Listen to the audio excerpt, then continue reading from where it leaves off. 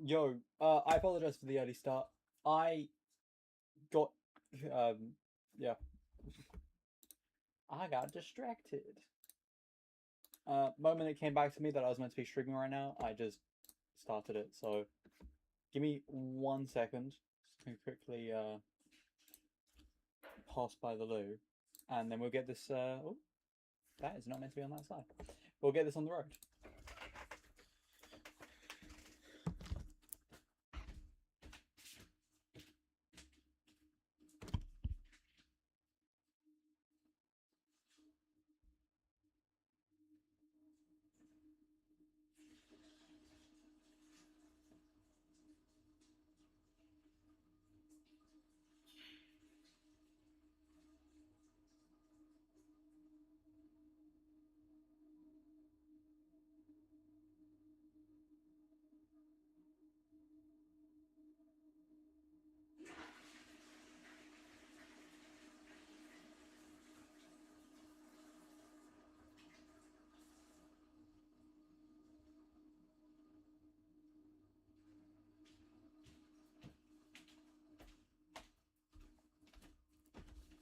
All right, I'm back.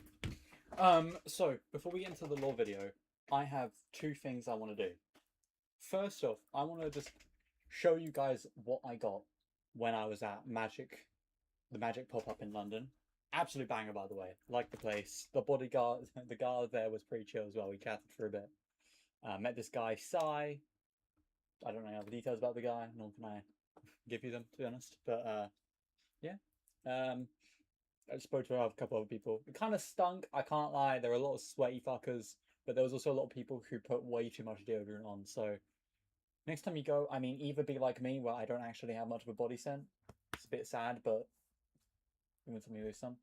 Also, just take showers, or or just put some, some delicate deodorant on or delicate perfume on, and then we'll be fine. But oh, we can't all be as amazing as me.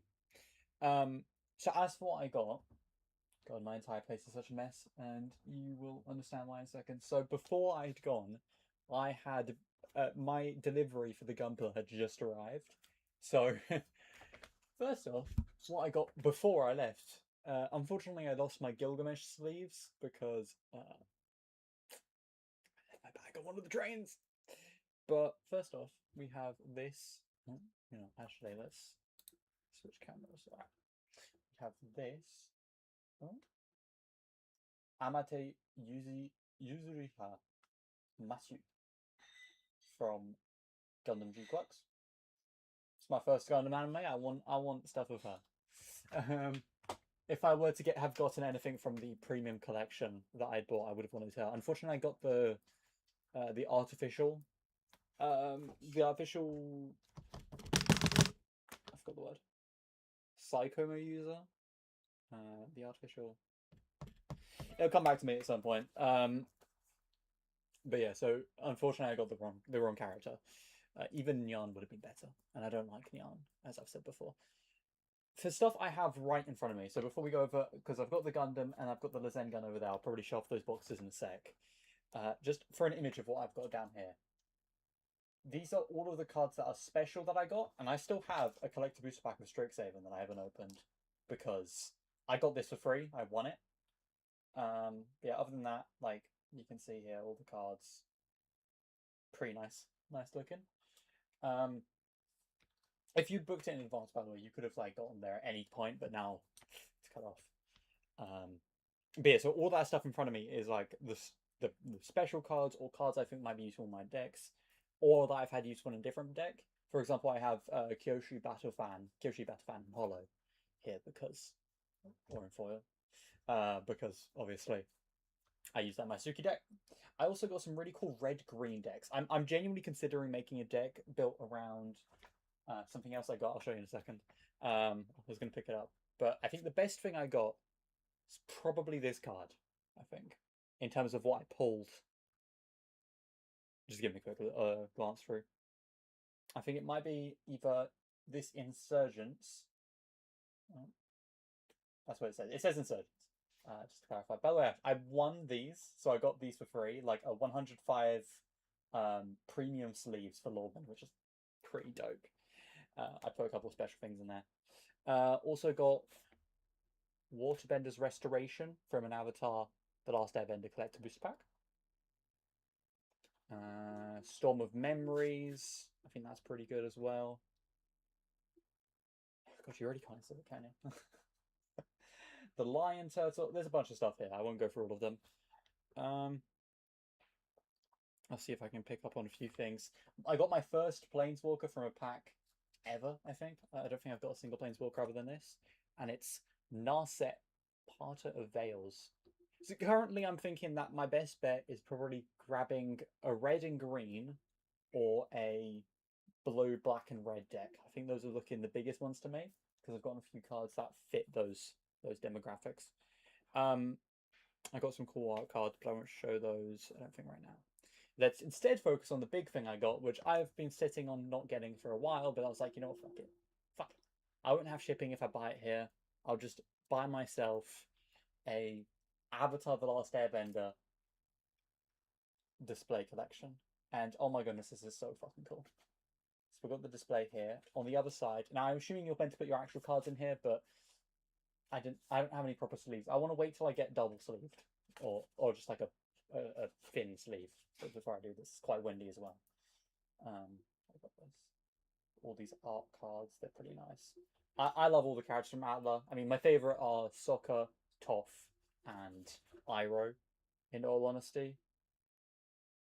I feel like my likes are so basic. The things I like in this are so basic, man. But yeah, those are my favourite characters. So on that same note, let's quickly grab the other cards. Actually, no, hold on. I also bought a Final Fantasy pack. Didn't get the Golden Chocobo. I don't know if someone's gotten that already. But I did get, with an error of a line going across it, I got Tifa Lockhart in foil, yes, words. Of course, it won't show unless I do, like, fucking magic tricks with it. Give me a sec. There we go. Hopefully you can see that quite nicely. Yeah. That's probably the best thing I got from the Final Fantasy thing. I got Sigurd, Jarl of Ravensthorpe, Senu, Keen-Eyed Protector. I'm not going to go through all of them just because I do actually want to look at some lore later on, so I want to get through what I got from the pop-up first. For the actual cards that you get, oh shit, that is why I don't want to not have sleeves of them, because I will drop everything in a sec. If I just, okay, hold on, let's try this in a different way. I need to find myself a camera specifically designed to look directly down for this sort of stuff. If I grab the thing, you can see here all the cards together as cards. I can't stop shaking. All right, let's put that back. I'll just show you the ones that I think are the most important to me for my collection and what I want to do with them. First off, I think like the best one has to be Toph, Greatest Earthbender. Not Airbender. It's a great card. I'll need to highlight this. And one of those premium sleeves I mentioned earlier. I don't think that's visible. You know how my camera is. So Toph, Greatest Earthbender is a 2-mana red and green mana legendary creature, human warrior ally. Well, when Toph enters, Earthbend X, where X is the amount of mana it's spent to cast her. So if she's your commander, you can just keep wrapping this and keep on bringing in land users, which is wonderful. But your land creatures also have double strike. So essentially, you'd be making a deck that's completely built around the idea of land creation. And to be honest, there is a lot of land stuff in Avatar: The Last Airbender set. So it's not too hard to imagine how you could do that. I also got for Uncle's Musings. I do think this might be a good thing to add as a way to get stuff back from the graveyard in my main deck.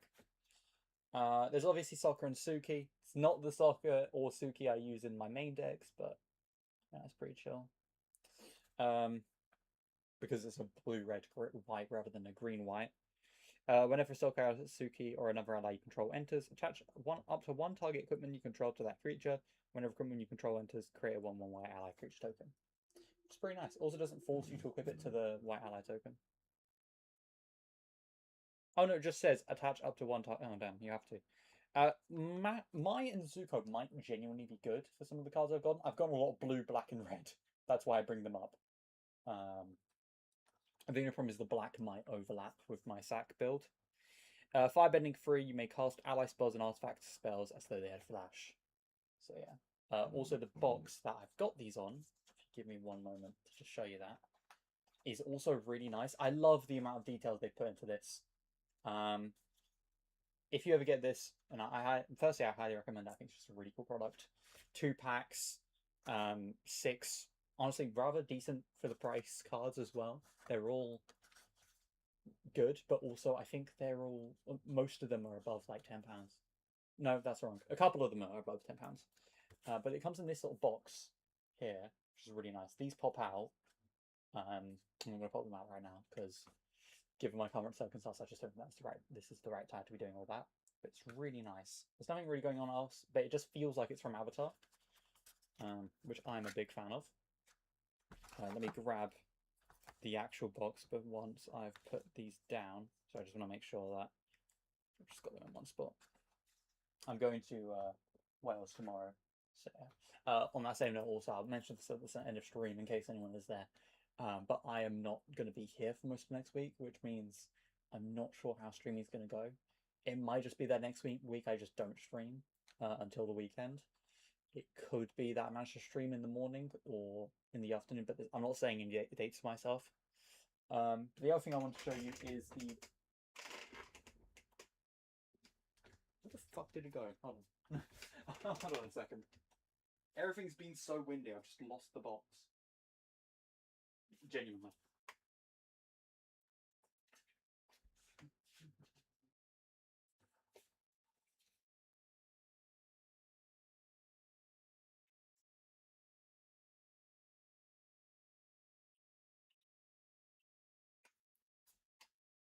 Honestly, I'm not sure where it's gone.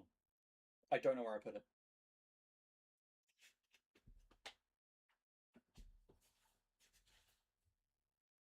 Huh. Where did it go? Where is it? So lost. Hold on one second. I'm going to meet myself, go downstairs, and go check if anyone's seen it.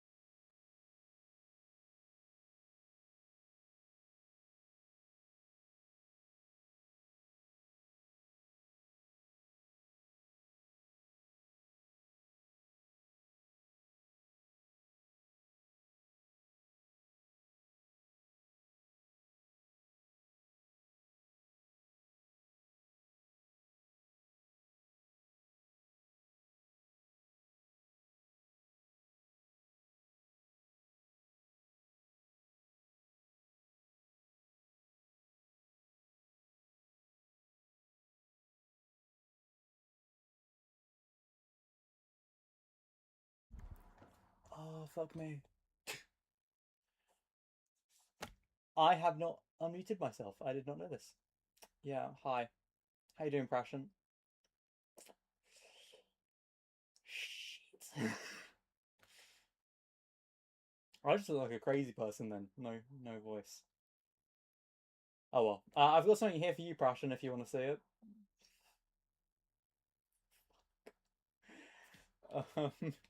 The Zen gun has been delivered, which is in fact a plastic model kit. So I'll be probably doing a stream next week, not next week, the week after, to build this.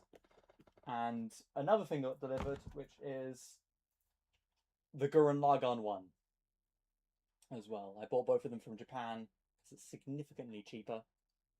This one is a thick fuck, so I am curious what's going to be inside of it. It might be because of the wings and the drill. I'm not too certain.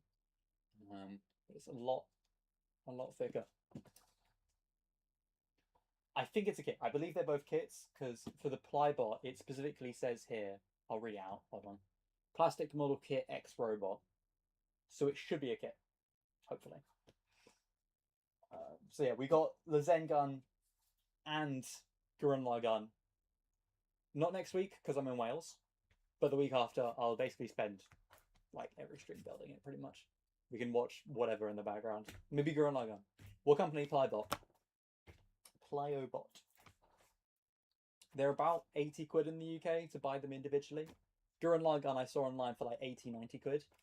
The Zen gun is like 70 or 60 on Amazon.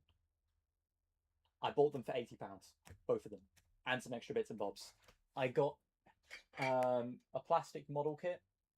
Plastic stand. Yeah, I appreciate it, Manning. I got a plastic stand and Mashu or Amate, which is pretty cool. I also had some Gilgamesh sleeves for cards, but unfortunately, I left them in my backpack while I was on the way back from my Magic pop-up in London yesterday, so I can't really show them off. Kind of mad that my audio wasn't going through then, because I just went through all of the stuff I got. Oh well. For a quick pick of what I've got in front of me, by the way, just for context of why I'm saying that. Got all these cards in front of me, smart cards. Got pack, some other stuff that I got from the event. I have this really cool Avatar: The Last Airbender stand thing with some art cards, which all have a playable version, which I've got. So it's pretty cool. If you play Magic, I highly recommend walking by and just, if you're ever in London or if there's ever a pop-up or wherever you are, just dropping by. You're not in London. I don't know why I'm saying this. I'm just annoyed because I already said all this shit earlier. I'm not calling you an acrylic stand. I'm saying that I was showing the acrylic stand. So hold on, let me just unfuck up my area. Unfortunately, I still have not bought the stands for my Gundam. So while I think my Gurren Lagann from Nin something, is like I've got a stand for it and I've managed to fix it and make it work. I don't have any ways to pick up my like G-Quox and stuff. So they keep fucking falling. Hold on, let me just grab the axe that fell down. Because it's been really windy today. I keep dropping. I actually have no idea where the axe is. It's all dark. Crap. Okay, I kind of don't have the time to look for it. Because I'm not going to be here for super long. So I have to find it now. Otherwise I'll just forget. Come on. Yeah, there we go. All right. Where is it?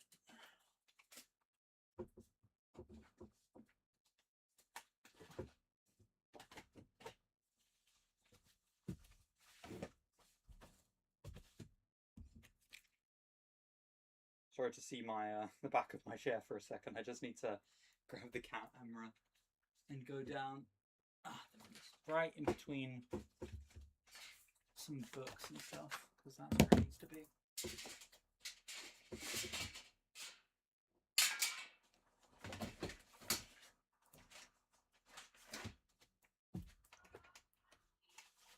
I'm done. So, intentionally bigoted. Is bigoted the right word for that? I swear bigoted is meant to be special people speech for I don't agree with your opinion. Alright. G-Quox is fixed. Please don't fall. Okay. G-Quox is not fixed. I do not trust my stuff not to fall.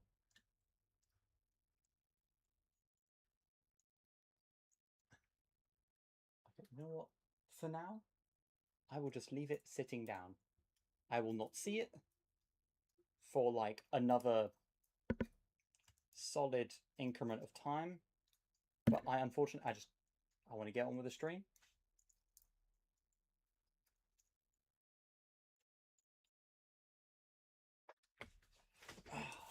I'm gonna have to close my my window. Having seen the second Angry Birds movie, I started watching it, and then I didn't continue. Maybe today, maybe later. Is now in my virtual vicinity. Damn. Okay. For sure. For sure. I need to get a stand properly, man. It's actually so frustrating not having one. It's like this should be significantly easier, but I'm making it harder myself for no goddamn reason. I just want to have G-Quox fly in the air.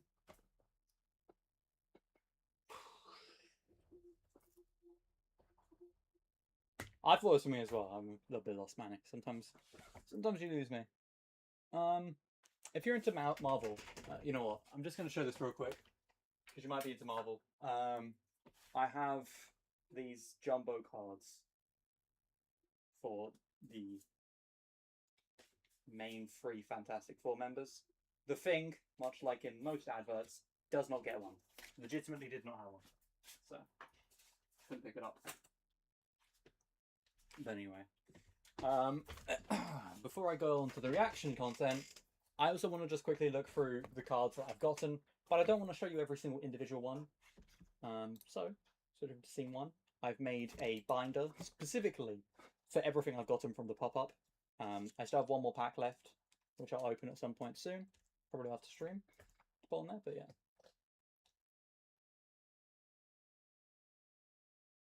Prashan, it's okay to ignore Manny a little bit because he's kind of like a psychotic girlfriend. I know, right? I was actually kind of disappointed, I can't lie. That would have been the one I wanted to get, but oh well. It's sad, but obviously it's Magic, so it's a cash grab in the first place. So what to expect? But yeah, let me just quickly bring up my binder. Magic Pop-Up London 2026. I have gotten, as you can see in the corner, a certain amount of cards. Something is in my way, so I can't physically see it. 188 cards I got from that, not including the last pack. Just a random selection of stuff. They're pretty nice all together. Got a couple things that look like they're going to be useful for me. I got some of the shrines that I was looking for enchantment-wise, which are cool. Maybe some new cool cards I can add to my Suki deck for the future. If I ever manage to make her in person, that'd be wonderful, to be honest. Extremis Elite, like I won't lie, I don't really like Marvel being in Magic, but at the same time, I do quite like some of the cards. I fucking hate this card. I think this is ugly as hell. But something like Extremis Elite is pretty cool. Grim Lavamancer sounds pretty cool from Dominaria Renewed. Fuck's it. Dominaria Renewed.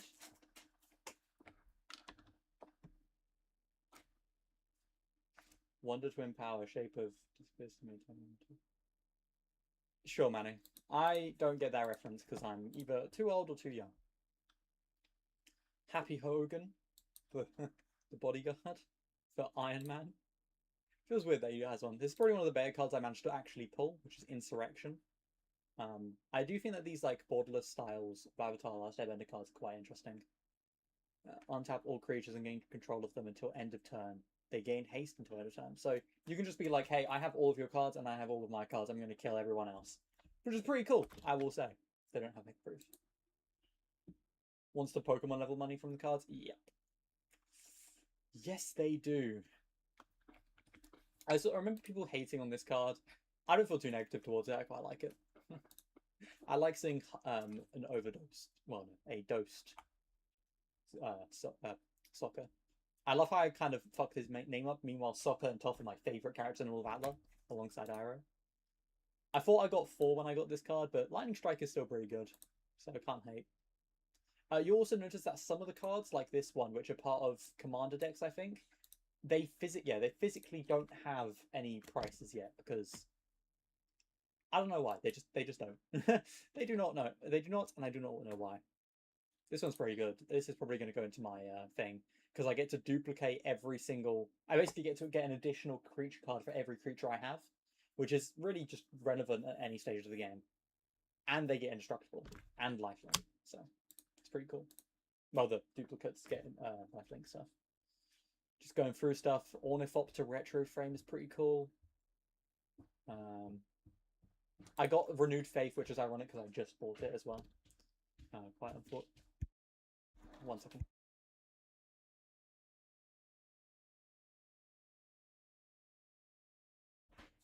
Sorry about that. But yeah, I just bought Renewed Faith, which makes this a bit unfortunate, but oh well. I think it's really cool that they did have some older selections there. I got War of the Spark cards, which is how I got my first Planeswalker, which is this one. You can see that. Don't know how it's visible, but this is Narset, Parter of Veils. I'll bring her up when I see it in a second. It was also really cool to see Magic cards that I can actually know the lore for. Like Shriek Diver from War of the Spark is the one from the plane that Boros is in control of. I think it's Tarkir, but like Boros edition. Or is it Amonkhet? I think it's Amonkhet. And he's got like these zombie birds and stuff going and raining down, and you've got the Boros Legionnaire talking about it. I don't know, it's cool to finally get things. Or to just see things that I know.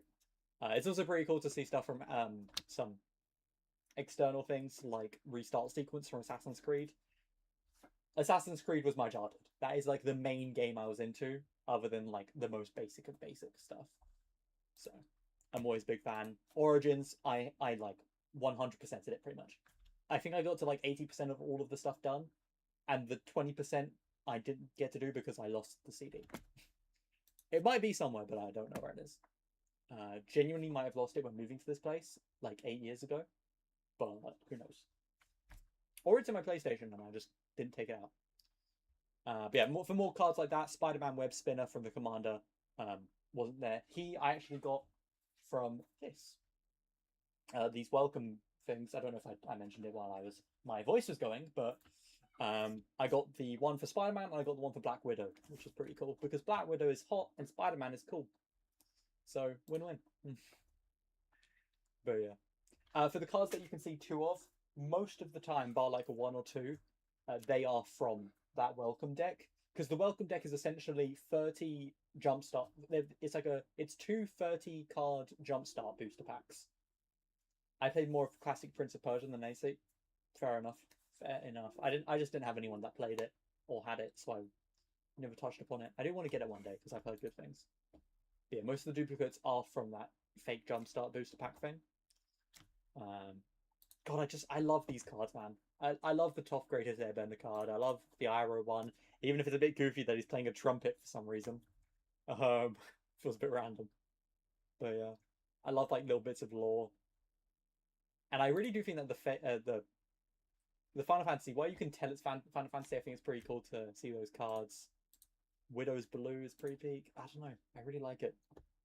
Oh yeah, here's another good one I got. Waterbender's Restoration. I bought one collector booster pack of Avatar: The Last Airbender, so I got a couple cool cards. Nothing too crazy though. I would have loved to get like, I don't know, one like the special things. I have this art card, but it doesn't have a signature. Okay. Yeah.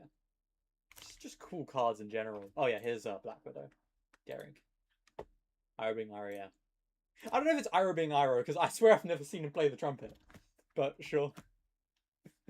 Oh, here's another art card I got. Cathartic Reunion. Bayek and his wife. No one remembers the name of. Well, they might, but I remember that. I played that game for a lot of hours. Also, we've got Shadow Wizard Money Gang. We love casting spells. Which is pretty fun. But yeah, I just wanted to go through some of the stuff I've got. Now let's actually watch some Magic videos. I shouldn't have looked at my emails. I may have just done something stupid. Alright, give me 1 second actually so I can just quickly check if I did show something stupid and whether I have to take down this.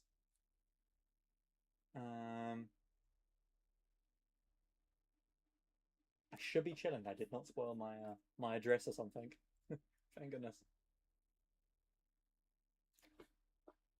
Oh yeah, also Stitch Spring, if you know that website, is let's switch back real quick.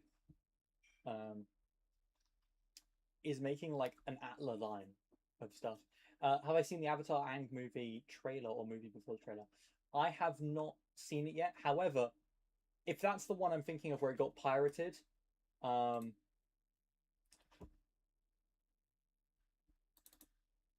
just a second.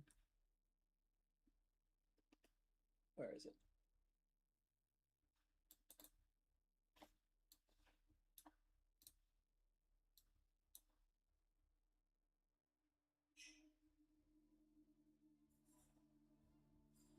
Got the whole movie.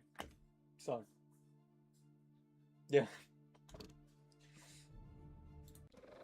I could watch anything. I think it looks really nice. Like genuinely, I think that the animation crew did a spectacular work. This piece in our collection. The only problem I have with it, one is it feels too anime-y, to the point where it feels obnoxious almost. But also, I am aware that they're going to butcher the story because of Korra, and everything I know about Atla and the people who worked on it, they are essentially the biggest fucking double downers on the planet.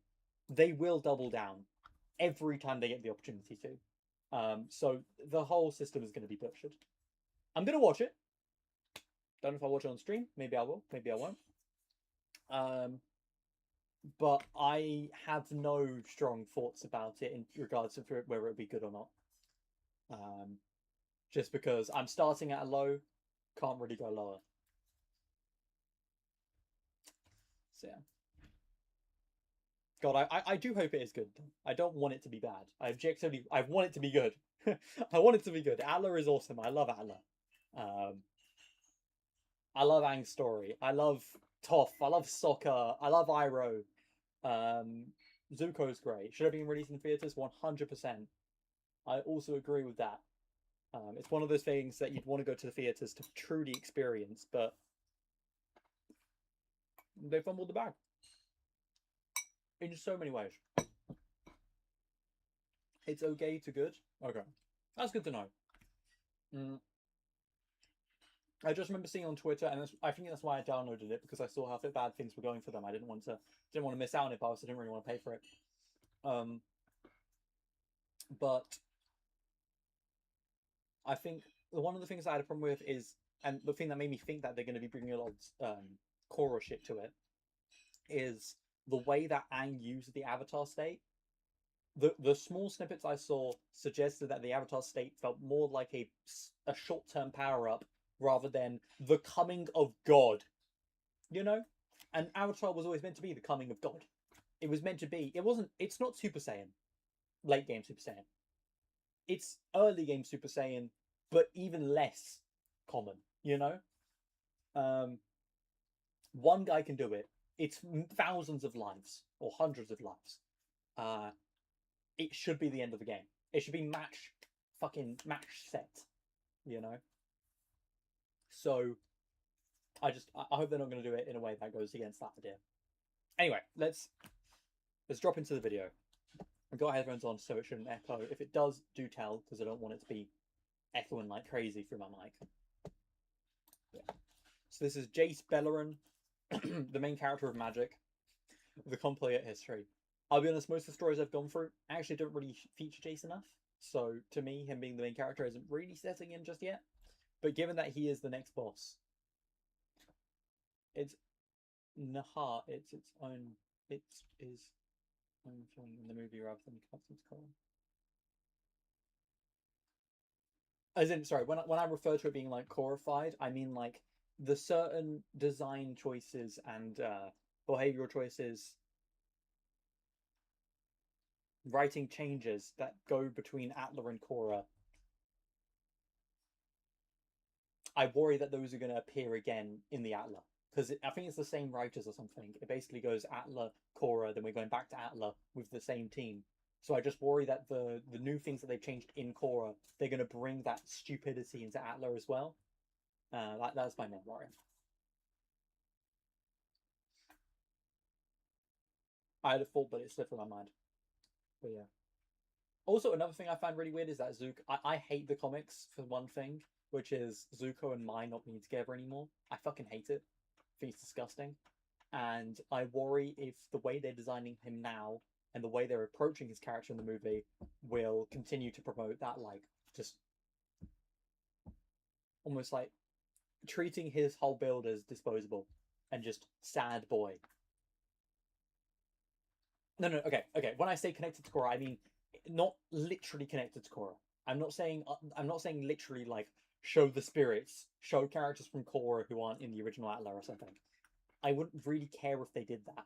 I mean the actual way they design the story, the way they write, the way they talk, the way they think, the way they do, the way they act, the way they like look. I'm hoping that nothing, as little as possible, comes from that. Even some simple stuff like the way the Avatar state is written. Um, as in Atla, it's ultimate power. It's the peak. Nothing really can beat it other than not bullshit, but rather pure strategy and perfect sequence of events. To superpower, Super Saiyan fucking 5 behavior. Maybe not Super Saiyan 5, but like Super Saiyan God being dropped at the fucking brim of a hat. That's the sort of writing thing I'm talking about. It's stuff like the dynamic. I'm hoping the dynamic is not written like Korra's dynamic, because that dynamic was dog shit. I have, by the way, watched all of Korra. I'm not completely laughing right now.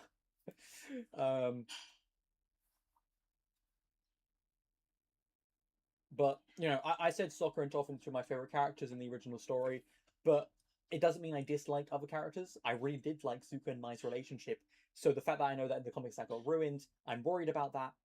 He's focused on Aang and Korra's relationship. What was the whole Aang being the what? Aang and Korra's relationship. They shouldn't have a relate. What?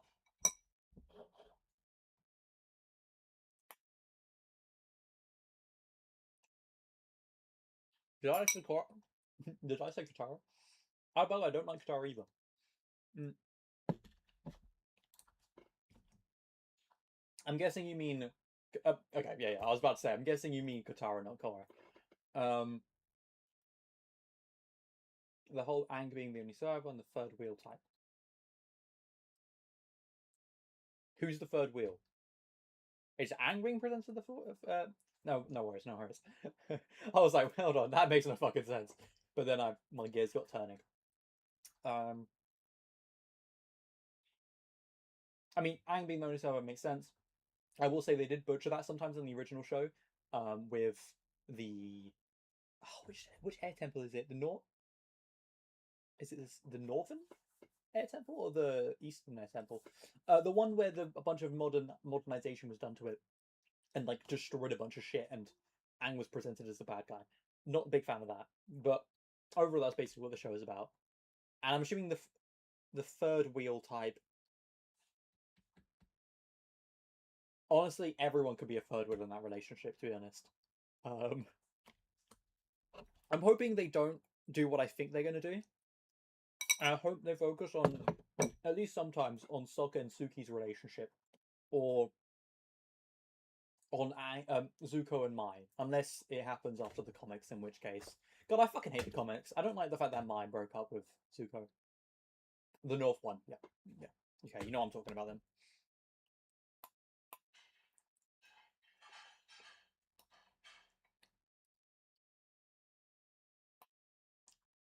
Problem is, I just haven't read enough of the comics, so I just don't fucking know. I don't know what's been changed. I have had a solid bit of time to do it, but just haven't.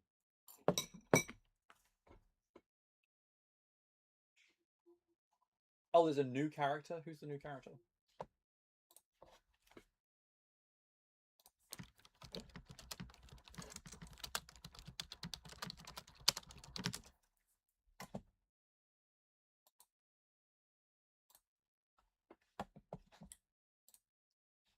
Alright, so we've got the main group.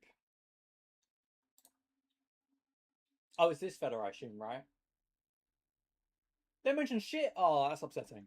That's really upset. I really likes it. Again, Sokka is my favorite character alongside Toph. Suki is, she's also a big one for me. I made a Magic the Gathering deck on Suki. I like that bitch. That's disappointing. You know what I do worry about slightly in my head is Sokka and Zuko's relationship, because I have fucking eyes and I can tell that they basically read a bunch of yaoi porn, and that is why Zuko looks like that. I have been in enough bookstores to know that yaoi porn cultivators makes you look like that. I know he has long hair as an old man, but still, I worry that the intent was basically to say that they are like they're lovers, but they're not really lovers. They pretend to not be lovers or some bullshit. Same thing they keep trying to do with the fucking Greeks, man. I'm saying they, like, as if a specific person. Yeah, because yeah. Anyway,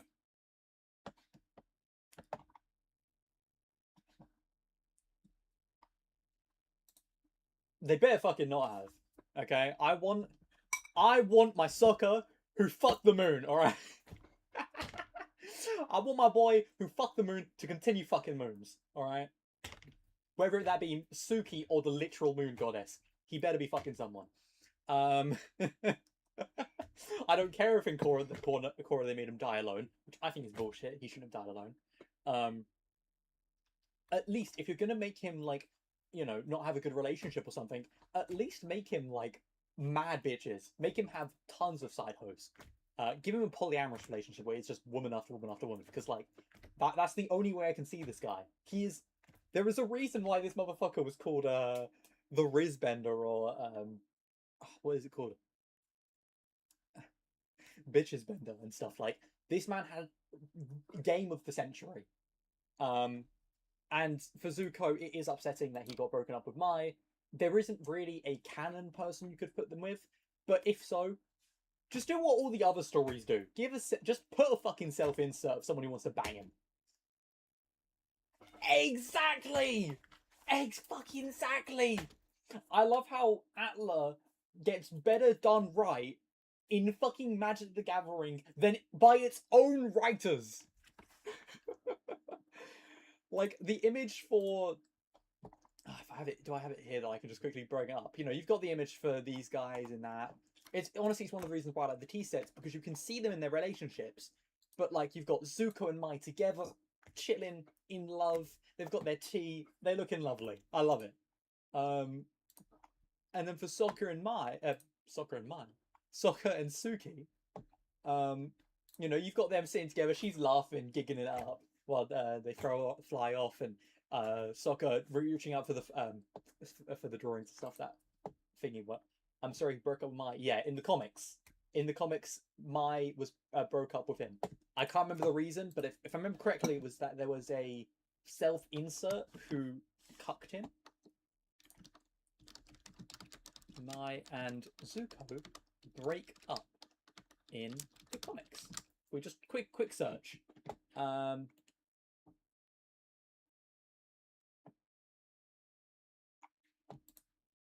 Constant dishonesty. After he'd been secretly meeting with his imprisoned father Ozai to get advice from the Harmony Restoration Movement, Mai shut out and decided that Zuko loved his secrets more than her. That doesn't make any fucking sense.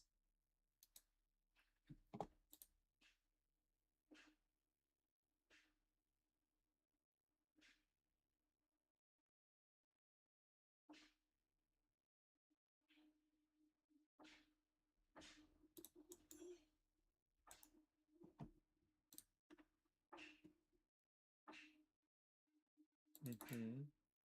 So yeah, He dumps her. They get back together. Obviously, from memory, it was because she basically forced them back together. So she was like a ride or die. Like that was her whole concept. Was she was a ride or die. So found out promise basically begins right where the show left off. A few time skip. Mai dumps him after the time skip. They were together for about a year.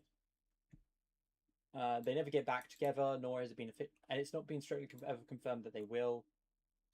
Good terms in Smoke and Shadow, and Mai dumped her new boyfriend Kalo, who is the self insert, where he essentially says he broke Mai and Izuko up, but got them back together in 3 years.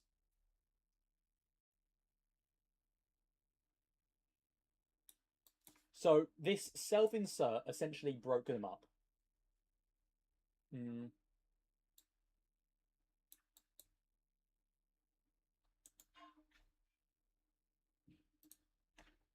I mean, here it's saying that they broke up because of his honesty, because he was visiting his imprisoned father in secret, which feels like such a bullshit move. You know, he dumped her, went and fucked off with the literal enemy of her entire nation, and then she forced them back together. Like, you know, she pulled him in. But then because he met with her father his father in prison, that's why it just feels like bullshit. It just feels like such an arsehole. And given the fact that they ended up being back together, given the fact that she ended up going out with the self insert, which I'd have to look for it, wouldn't I? Yeah, look, don't ever break up with me again. You know, that's what I remember. Does this mean don't have me anymore? I guess it means I actually kind of like you, but don't ever break up with me again. And then they break up because he kept secrets.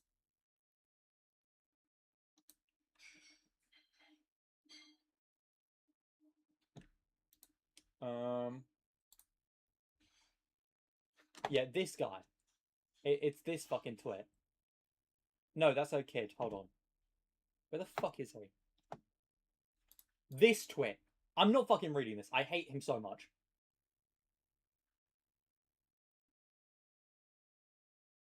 Exactly. It's because this guy, who is a self-insert for the writer, basically just wanted his character to bang Mai. Who is the writer who self-inserted into Atla?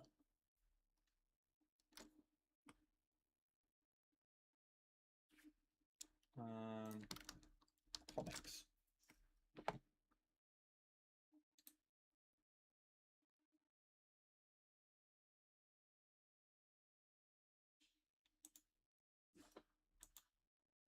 I don't know who he is, but I'm pretty sure it's a self-insert. That's basically it. He wanted to bang her, and based on what he just said there, it implies that this guy tried to get them back together later on or something because he felt bad or some bullshit.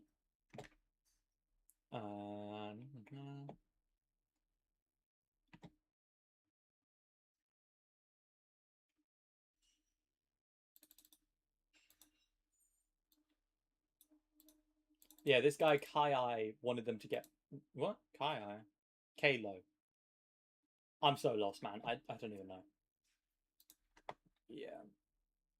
Yeah. I feel like, you know, I actually disagree. I think every comic does self inserts to some degree. I think the difference is in how they handle it.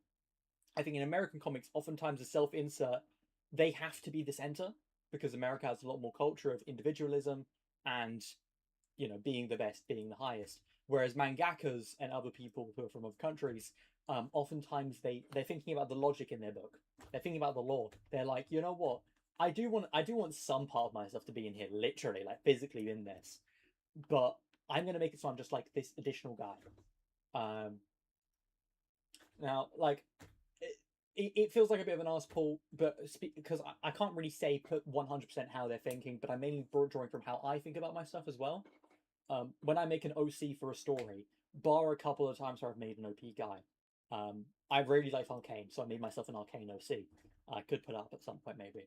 And basically, I didn't make him like the main character. Yeah.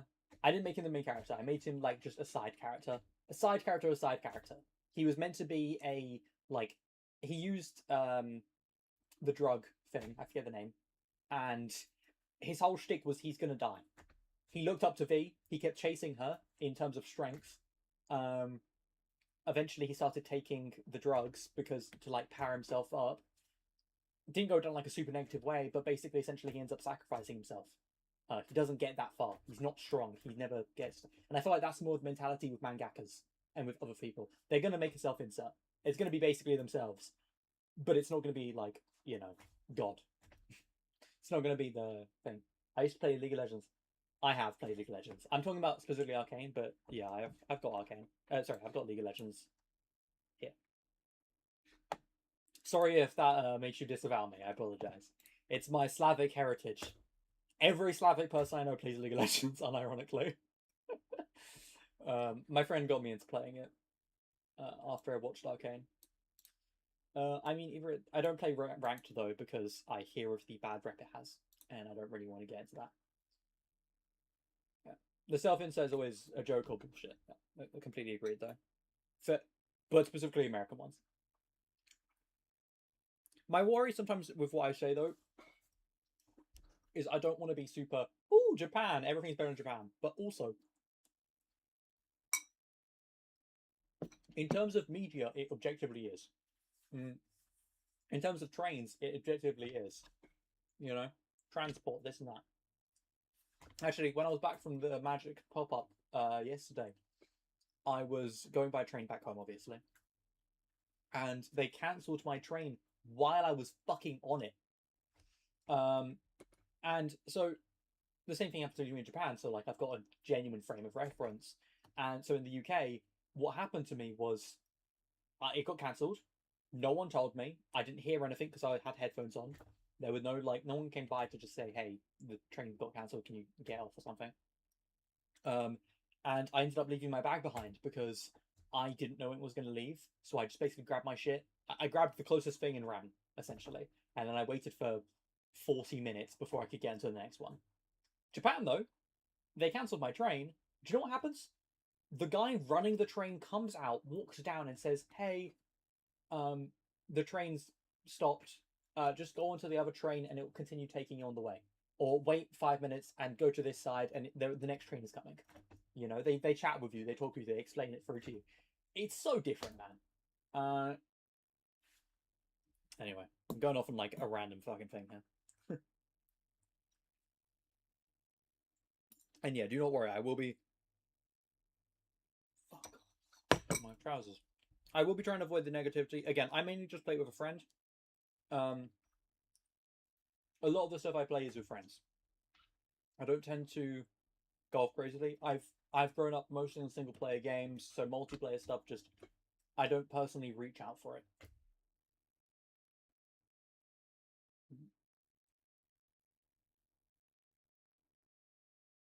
Hmm. Yeah, I get that. The main reason I'm bitching is because just no one told me, and then I left my bag behind because I was rushing to get up, and because everyone else had left the train, so no one was able to tell me that I left it if there was someone kind enough to do that.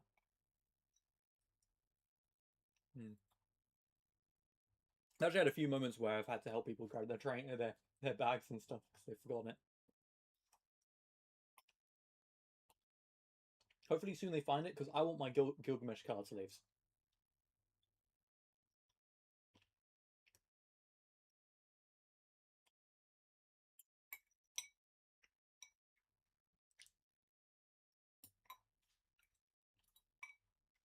All right.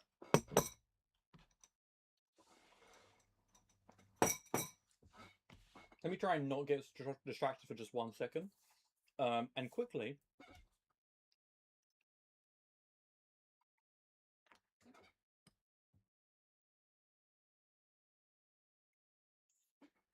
They didn't say anything.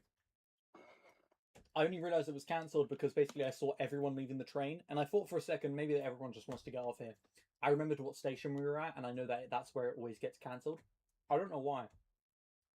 I didn't get like a text or anything to be like, "Hey, your train's being cancelled, so we now have a bus outside or something. I don't know. I use it for an app, so they could have easily contacted me to be like, hey, this train's been cancelled, and like giving me a text to be like, your bus is, the bus that will be going from Broxbourne to where you're going is this or something. I hate cancelling trains as well because I always forget something. Always happens every single time. It also doesn't help that I have to stand for like fucking ages in the sun, waiting for it to be over. The absolute worst thing is that currently, obviously, it's football season, and last night I live in England, so last night was Norway versus England. We won. Get in there. But because it was Norway versus England, there were shitloads of people. There were tons of people, so there was nowhere to sit down, nowhere to wait. It feels like they should have been planning way better for this. Which honestly summarizes most of the UK, to be honest. Should have just fucking planned better for this. We knew it was happening. Why the fuck didn't we plan hard? On that same note, to be fair, we keep getting heat waves. I want to get aircon. Hopefully I can move somewhere one day. Just install aircon. That's really going to be my goal. If I do end up getting a house in the UK and rather than moving somewhere else, I'm going to try and get a place.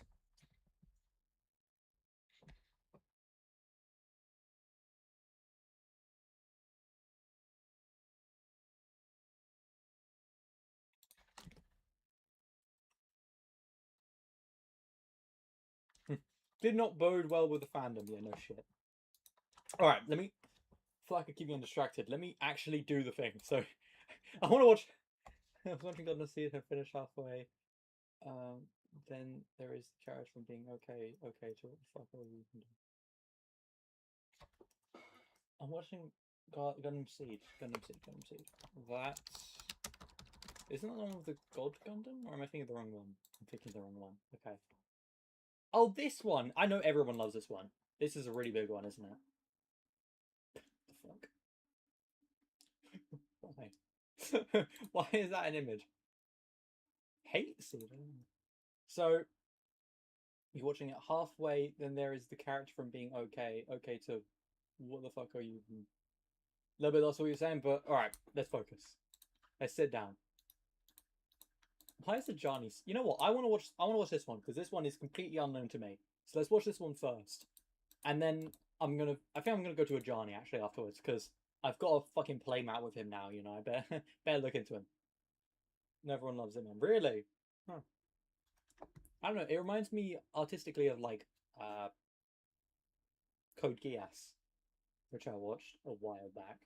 I don't think I ever finished Code Geass. I think I watched a few episodes and then just stopped. Don't know why.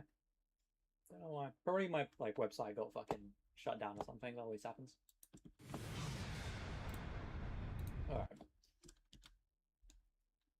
Okay, let's volume max. Do tell me if the volume's alright, because I don't know. I'm not listening to it through the OBS system. And let's start. Let's go right into it. The spectacle of life rules uncontested over vast plains and blooming forests. And the corruption of death and the decay of time. Hold on, I hear the first bit. There is a place hidden beneath the depths of the multiverse where the spectacle of life rules uncontested over vast plains and blooming forests. And the corruption... So I guess this is going to be like a heavy green plane. Green, white. of death and the decay of time are but a tiny inevitability in an otherwise perfectly harmonious and idyllic world. This world is called Naya, and it is but one of 5 fractions of a bigger one. Alara was the name of the original plane, and this... Oh, is this the plane that they shattered? I forget exactly what it was. Sundering was the name given to the mysterious cataclysm that shattered it. The mana imbalance that followed the rupture caused the 5 shards of Alara to evolve in wildly distinct directions over the course of thousands of years. After the millennia, only hints of a common ancestor plane remain on the 5 worlds. Bant, Grixis, Jund, Naya, and Esper. Okay, that makes sense. I mean, it's breaking it down to what they are. Mountain, forest, and plains. Okay, so it's a red, green, white. Makes sense? Green, white, blue. blue, black, red, green. No, sorry, black.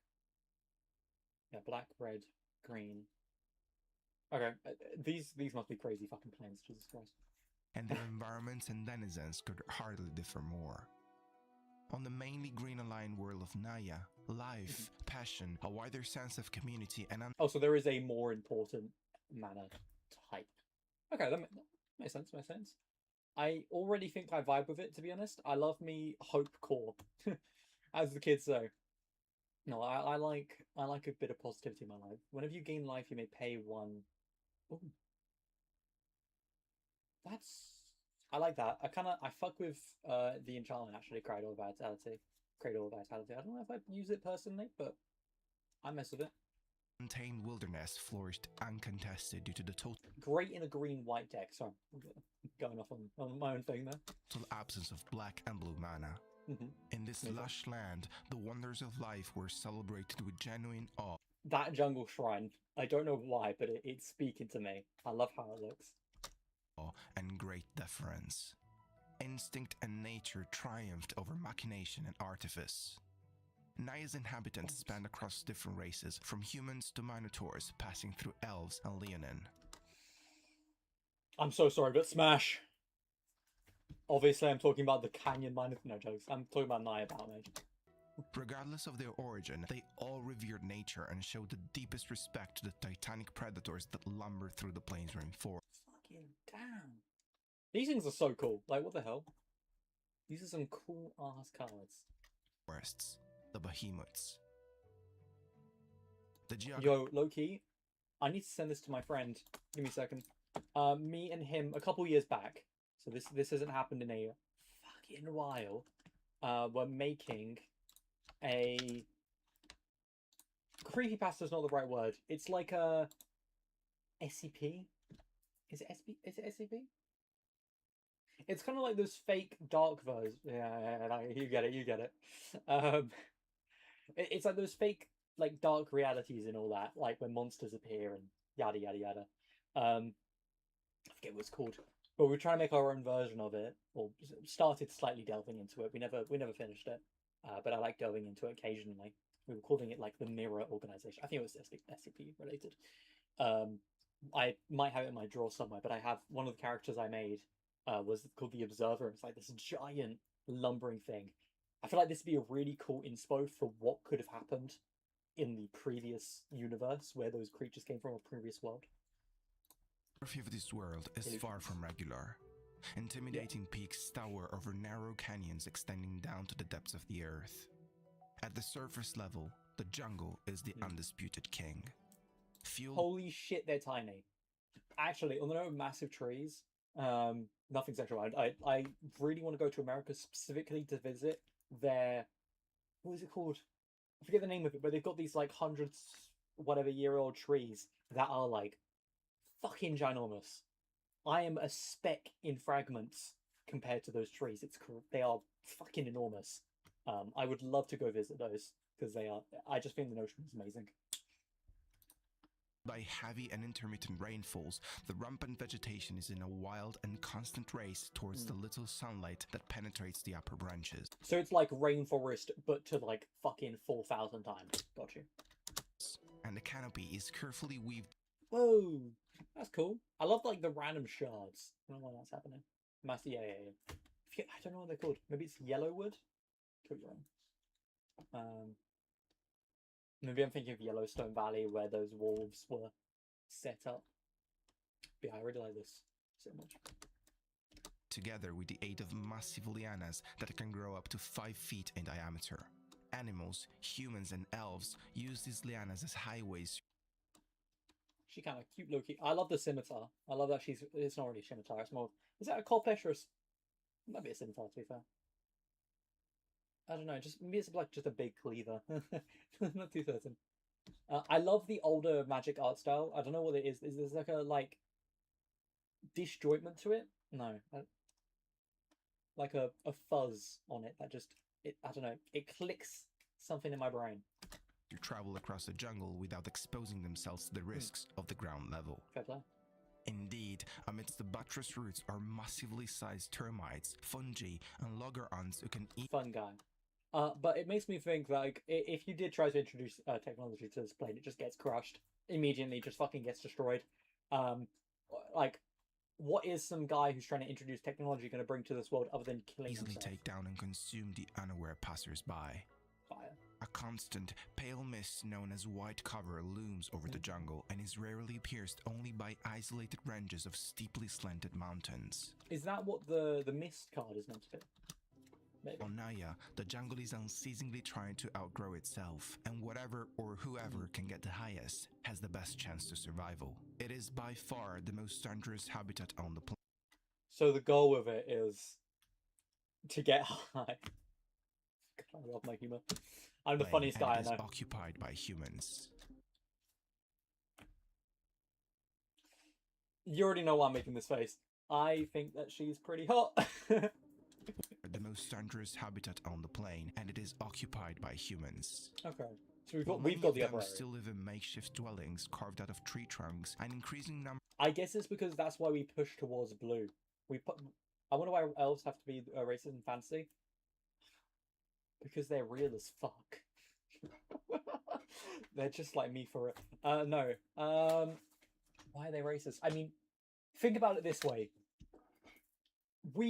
Everyone compared to them are dogs and cats. Genuinely, we're all comparable to incredibly short-lived species. If they see someone live longer than them, they are like turtles. Like we're like, holy shit, turtles are 110 years old. That's pretty impressive. We don't automatically think that they're comparable to humans, though. So I think that's the mentality the elves have. We are like infants. We've lived for 80 years. Elves live for 800 years. How are we comparable at all? It's probably the mentality. That's why they get racist. Plus, they have way longer to develop stereotypes and to see the worst, not just the good of people, which means it gives them more excuses to know slurs. Which is, like, so fucking relatable. And obviously they least like people are the dwarves because they are visually the opposite of them, and yet they also live quite frequently for long periods of time. Halflings are a different thing, though. I think halflings to them are more like cats or dogs or wolves. They're cute and kind of like wander about. They might live long, but they're just little guys. But yeah, that's my reasoning for why elves are racist, because they get to live longer, which means they get more excuses. That's really it. The number of humans is building stable villages, clearing land for agriculture at the ground level. These sun-seeders, as the other races call them, make use of trained behemoths. You already know what's up. You know, I can give you all the answers for everything in the world. But yeah, so I guess that humans are single-handedly introducing blue mana to this plane, which just shows how innovative and ingenious we are, because we're just dope as fuck, aren't we? Level. These sun-seeders, as the other races call them, make use of trained behemoths known as plow beasts and wage a relentless war against the glorious jungle growth in their quest for open space. That's pretty cool. We are fucking cool as shit, aren't we? Of the Cillian elves controls the treetops. She's hot. Loki, humans are just goated. I know I'm a lot about human supremacy. We're fucking awesome. I love being human. We're so cool. I love it, and also when we're in fantasy and we make ourselves cool, because, like, we are. Yeah, we're against the overgrown, underlying, like, inevitable path that is nature. And you know what we did? You know what we fucking did? We fought against that shit. We locked in. We were better than it. We took over. We're the best. You know? Oh, you live for 400 years? Yeah, guess what? I came in here for 1 fucking week and I ripped your whole shit to the ground. Blue mana isn't compatible with forest. I think it can be compatible. I just think that the reason why blue mana is technology, it's creativity, it's it's basically technology as a whole.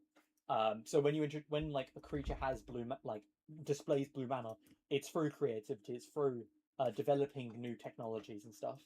So the idea of creating a civilization is blue and white mana, to my understanding. White due to order, but blue because you're using technology and innovation to actually expand it, create your cities, create your buildings. You can see a distinct behavior or trait change between the different areas. I know I'm picking up on a lot from very little, to be honest. I might just be fucking cooking with nothing right now. But but you can see that the elves and other creatures are more attuned to the green mana and white mana because with their buildings, like you can see here, they are inbuilt into the trees. They are a part of the world. They go along with nature.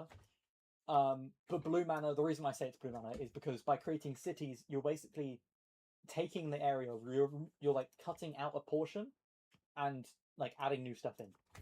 Again, stuff like fractals, for example, give examples of how mana can be combined with blue and green and can be compatible. But this plane clearly doesn't have magic as like a main important thing.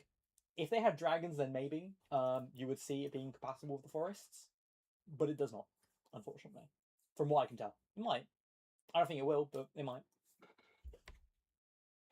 It would also have to be an elder dragon to be specific. Like it would have to be Quandrix, for example, from Strixhaven. Most folks are evasive people, uninterested in getting entangled with other races' problems and keen to be left alone. Makes sense. They mainly dwell in the tree canopy, gathering No comment. around giant dew caps forming. Actually, no. She kind of reminds me of you know how in the past when you'd watch a new movie, there'd be this lady. It's like a humanized version of the Statue of Liberty, who'd be walking down like some steps with like a light in her hand. That image reminds me of it. Inside the leaves of huge ferns, and there they build oasis-like encampments of unspeakable beauty and refinement. Led by the elf shaman Mael the Anima, the Cillian elves worship the behemoths of their plane, believing that the beast's action are prophetic signs foretelling the awakening of the progenitus. Yeah, you can also tell here. Sorry, with that the beast's just a further prophetic on that. signs. Sage's anima, yeah, green and blue. So they're Quandrix, which means that they are using green mana with blue mana. But again, unless you're using magic, it's not actually that compatible, I would say. But then green and blue are compatible because grass and water, but water, it depends on how it's being used. I think it's probably the better way to describe it then. Because if it's blue in sense of water, movement, and like, you know, nutrients, yada yada yada, then it's compatible. But if it's blue in the sense of creativity, ingenuity, and like maybe blue plus red, for example, then it's not at all compatible. But that might, to be fair, that might just be because red isn't compatible with green that much. So I don't know. It might need a little bit more thinking on my end to be 100% certain in what way it's not compatible. It's foretelling the awakening of the progenitus, an enormous five-headed hydra who slumbers below the earth in the Valley of the Ancients. I love the way this guy can't As say of H. today, the elves are in the process of expanding their territories on Naya and have surpassed the Nakatl as the I want to be that grass. Elves are in the process of expanding their territories on Naya and have surpassed the Nakatl as the dominant race of the plane. Cat. Moreover, there is now more hostility between the two than ever before, as the wild Nakatl are moving down from the mountains and back into the deep jungle, leaving behind the mighty. Oh, so I thought the winning races were the ones that went higher. So I guess the tree people, the cats are just like, fuck that. Right? Moving down from the mountains and back into the deep jungle. Yeah, the Nakatl. Leaving behind the mighty, health-teeming trees and proceeding further along the rocky backs of barren mountains, one would soon catch sight of the proud Leonine Cloud Nakatl. Motherfucker, did you just say Leonair? Do you mean lion? Oh, they do have dragons, but they are... Yeah, okay, they're the more of the census ones. You can already see from how they said that. Okay, so they're on mountains instead, which means they're probably going to be red, white, and they're removing their green mana by leaving the trees. I guess they're staying high. They've just left the forests. Don't pow me. You know I'm right. You know I'm right. She fine as hell. Most civilized and advanced race Those on cat Naya girls, man. and the uncontested rulers of the plane. At the peak of its power, the Nakatl Empire of the Clouds benefited from an extensive and functional system of roads, bridges, and aqueducts. With time, however, unrest among the population grew, and an internal conflict eventually destroyed the empire. Well, yeah, they still contain green mana, so if they're actively going against green mana and creating these, like, structural palaces, eventually they're going to implode on themselves, so that makes sense. Makes sense. A revolutionary group known as the Claws of Marizi started a civil war that shattered the established order known as the Coil and brought the Nakatl civilization down to its knees. Gotcha. So yeah, these are the guys who The are like, Claws yeah, we're heavy on essentially Green Mana. rejected the civilization process undertaken by their race and fought to defy the set of laws that, they believed, subjugated their true and wild nature. I'm just so goated, I just know what they're going to say before they do. Yeah, true wild nature, you mean green mana. Well, I guess green and red mana. As we have mentioned, the Claws ended up winning the civil war and subsequently detached themselves from the Cloud Nakatl, forming a new pride called the Wild Nakatl. Hold on, 1 second. That went hard as fuck. Hold on. I'm just reading the text. Looks like we're completely outnumbered. Lucky for us, I thought we'd be bored. The Claws I respect ended up it. winning the civil war Game is game. and I respect it. subsequently detached themselves from That's the basically Cloud just what I do. Nakatl, forming a new pride called the Wild Nakatl. It goes far. Then they decided to move down from the mountains and return to the lowland jungles where their ancestors once lived. Since that day, the Wild Nakatl... So now they were introducing green mana themselves. Gotcha. I wonder if their cities got razed to the ground or if they still exist somewhere. It'd be really cool to see if they would ever go back. I don't know if Naya still exists, but if it does, it'd be really cool to see them go back to it and just look at the ruins of it. Have been celebrating If the they haven't breaking already. of the coil in an annual holiday called the Festival of Marizi. Battle Beasts with magic. That's fucking terrifying, I'll be honest with you. It's fucking terrifying. A guy who can go against people who break planets or have the capacity to break planets with magical powers. Oh shit. And it is right here, between the encroaching jungle trees and the beasts that emerge from their shadow, that the story of Ajani Goldmane begins. He's so goat. Like, he looks genuinely goated. Alright, let's get into it. It's his complete story, so... looking forward to it. I love how I've been yapping for so long and it's been like 10 minutes. Ajani was born an albino wild Nakatl around the year 4527 AR in the I love the way this guy talks. Valley on the Shard of Naya. He was immediately stigmatized by his own people solely on the basis of his appearance. Yeah, because instead of being brown, he's white. For the wild Nakatl, white was... It's not like this is meant to be his story and we were just looking at his lore. ...of death. And this led the young Ajani to live his entire youth as an outcast. That's quite ironic. I mean, I guess it would make sense since they come from people who are trying to distance themselves from white mana. Even if they are on a plane with white mana. So yeah, white would mean death. Because they are... No, I get it. I see the logic. Not much is known about Ajani's family either. Yeah, okay. He never met his parents, who left him as he was still a cub. Damn. The only family he has ever had was his older brother Jazal, who, contrarily to Ajani, had gained a great deal of respect and a position of relevance. As my car, he is the source of my inspiration. As my brother, he's the embodiment of my aspirations. Oh, that's so... Like, part of me wants to say it's adorable, part of me wants to say that's just like... I don't know, it's just... Oh! I like it. It's just... makes you feel emotionally content. Also, it's very cool.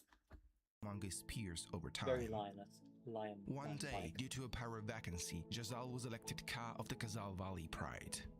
He proudly accepted this position in the hopes that this new title could bring some degree of acceptance and honor to his younger brother Ajani as well. Nice. Unfortunately, this was not the case. Oh, fuck me, okay. The albino Nakatl kept being looked down upon and was barely tolerated at court. He would spend countless days alone, reflecting upon the meaning of goodness and virtue, and honing his magical skills. Oh, he really is Battle Beast with magic. Okay, I'm looking forward to seeing the... I'm assuming he's going to have some blue in him, surely. Surely the guy who's on magic, right? Fur wasn't the only thing that would make Ajani unique among his tribe. Because he uses magic. He was also the only Nakatl able to manipulate the various streams of magic present in his soul, and by far the best eater of the tribe. Likewise, he was also able to read other beings' soul by staring through the depth of their eyes and to see the very... I assume your name is based on a lecture from Marvel. I can't give you any other details on her, to be honest. I just know that she's in... Is it the Daredevil comics? Essence of their spirits. He could then call this essence forth and make it manifest in a variety of ways.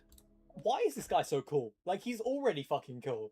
He has the spirit donning. That's just dope. I love it. Reminds me of some other characters.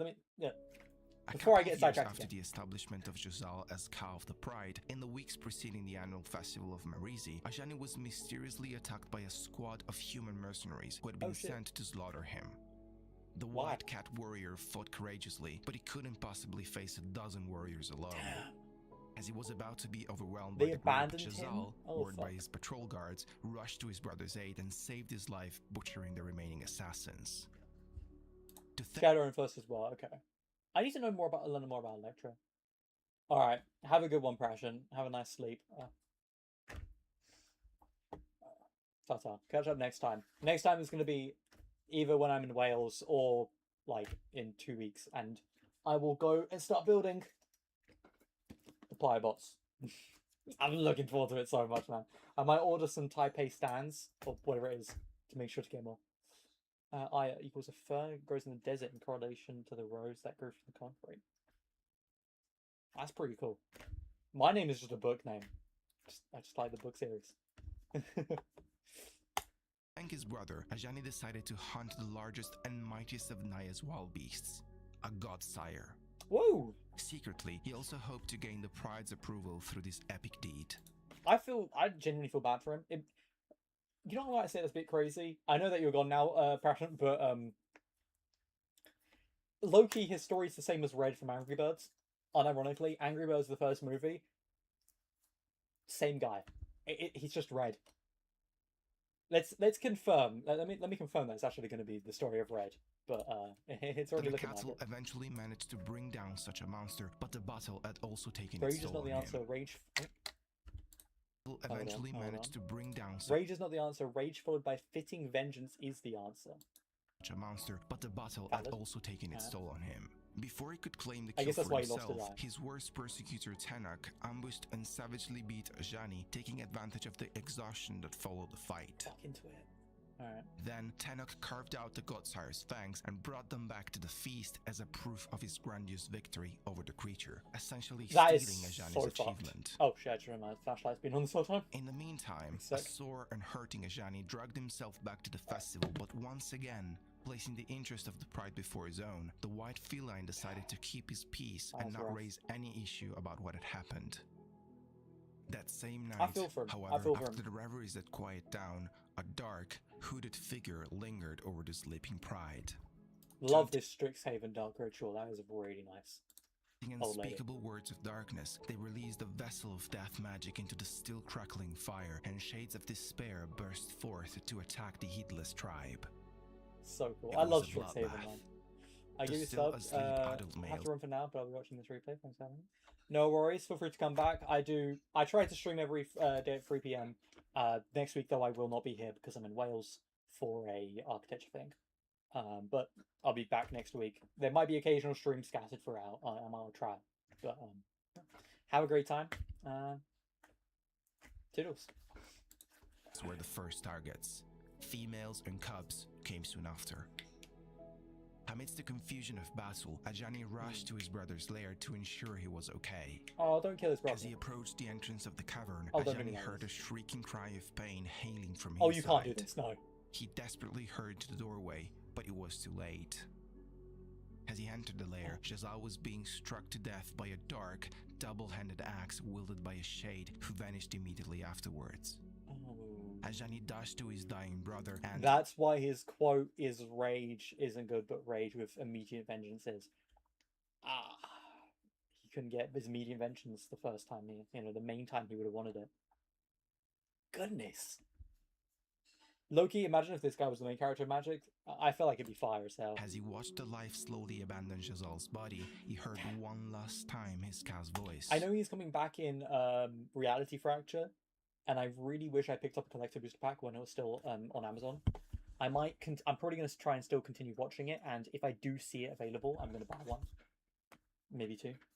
Just because I'm looking forward to it a lot. I like Strixhaven, and it's very clearly following the same format, but like, I'd love to get like an Ajani with his ult. And when he opened his eyes again, he was no longer a Naya. Damn. So that's how he awakened his Planeswalker Spark.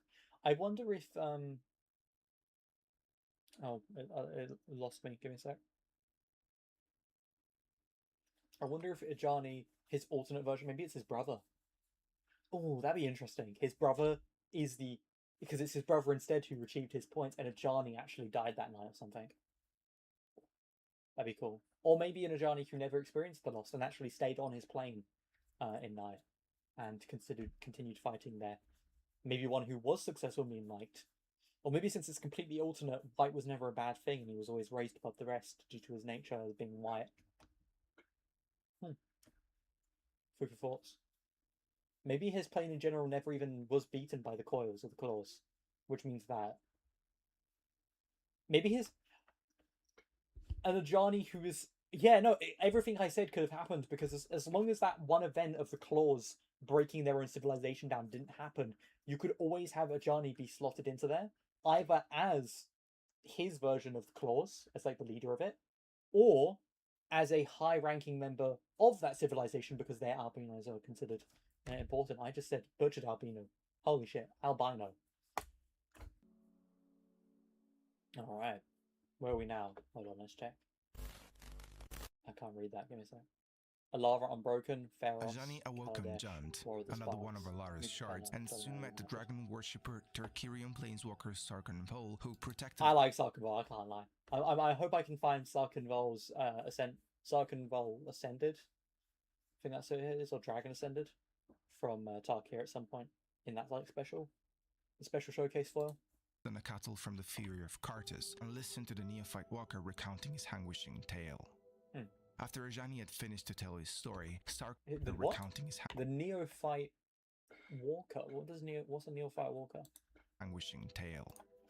After Ajani had neophyte walker. Vote. MTG. Maybe like a Neo Realm Walker? Oh, newly awakened Planeswalker. Oh. Yo, why did they mention Ajani? Are they watching the same video as I am? Finished to tell his story, Sarkhan took great pity on the Nian Planeswalker and took him under his wing. Nice, I like you, Sarkhan. He explained to Ajani what he had become when his spark had ignited and showed him how to planeswalk to other planes. I remember someone saying that Nico seemed really interesting. Personally, I don't see the appeal. And also he feels too emo for my taste. The half-dragon planeswalker also advised they both look so fucking fun, I can't lie. Ajani to exploit his newfound gift as Walker to track down his brother's murderer and exact his revenge. Grateful and moved by Sarkhan's kindness, the albino warrior decided to heed the man's suggestions. He then took his leave and went back on Naya. It'd be really cool if there was a set at some point where Sarkhan goes back in time and becomes the dragon planeswalker who originally created Phyrexia. I think that'd be really cool, actually.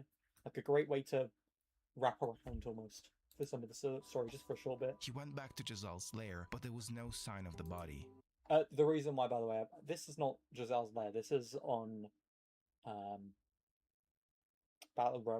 War of Brothers or Battle Brothers or whatever.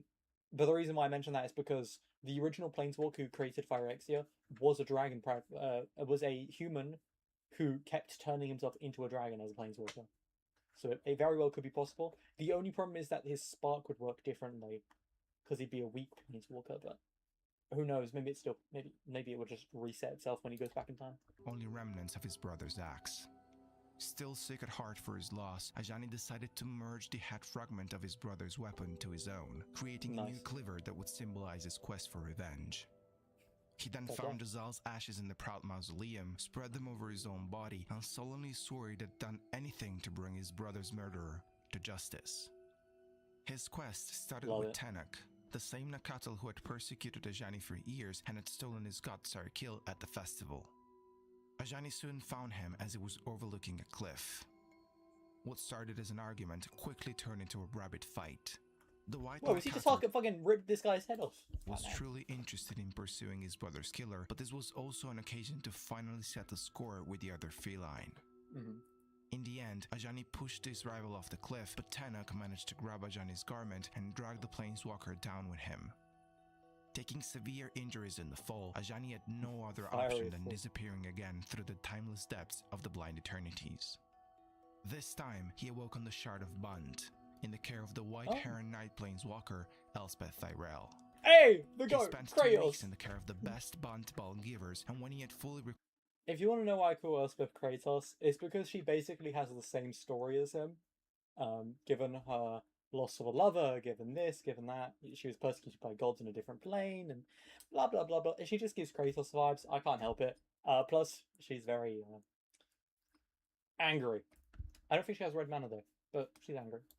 Sometimes. Covered, Ajani decided to leave, warning Elspeth of disturbances in the other flow, which foresaw an upcoming conflict. Back on Naya, Ajani confronted Tenek's mother, who, shockingly, revealed to him that the legendary Marizi might have had something to do with the attack on the Pride. Shit, okay. Although bewildered What do you and mean reticent about this lead, Marizi? Ajani decided to leave no stone unturned and headed towards the hero's manor. I'm glad his mum There, was just Ajani like, yeah, was welcomed I know that we cheerfully by fucking hate you, but like... Marizi, but as the albino Nakata...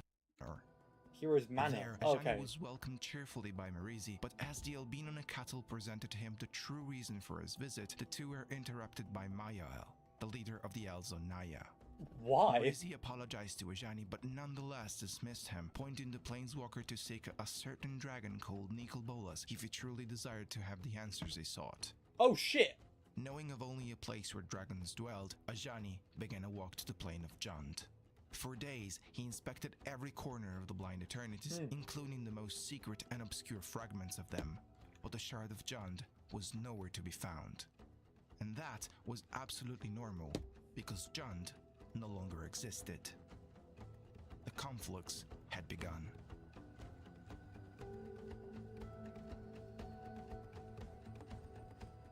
Okay, let's... Sorry, I was just driving out the music. That's awesome. That was great music timing. I love this guy's editing.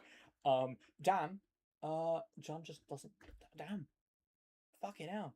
This is a great way to get Aljari into the Nicol Bolas line. That's really... I'm enamored.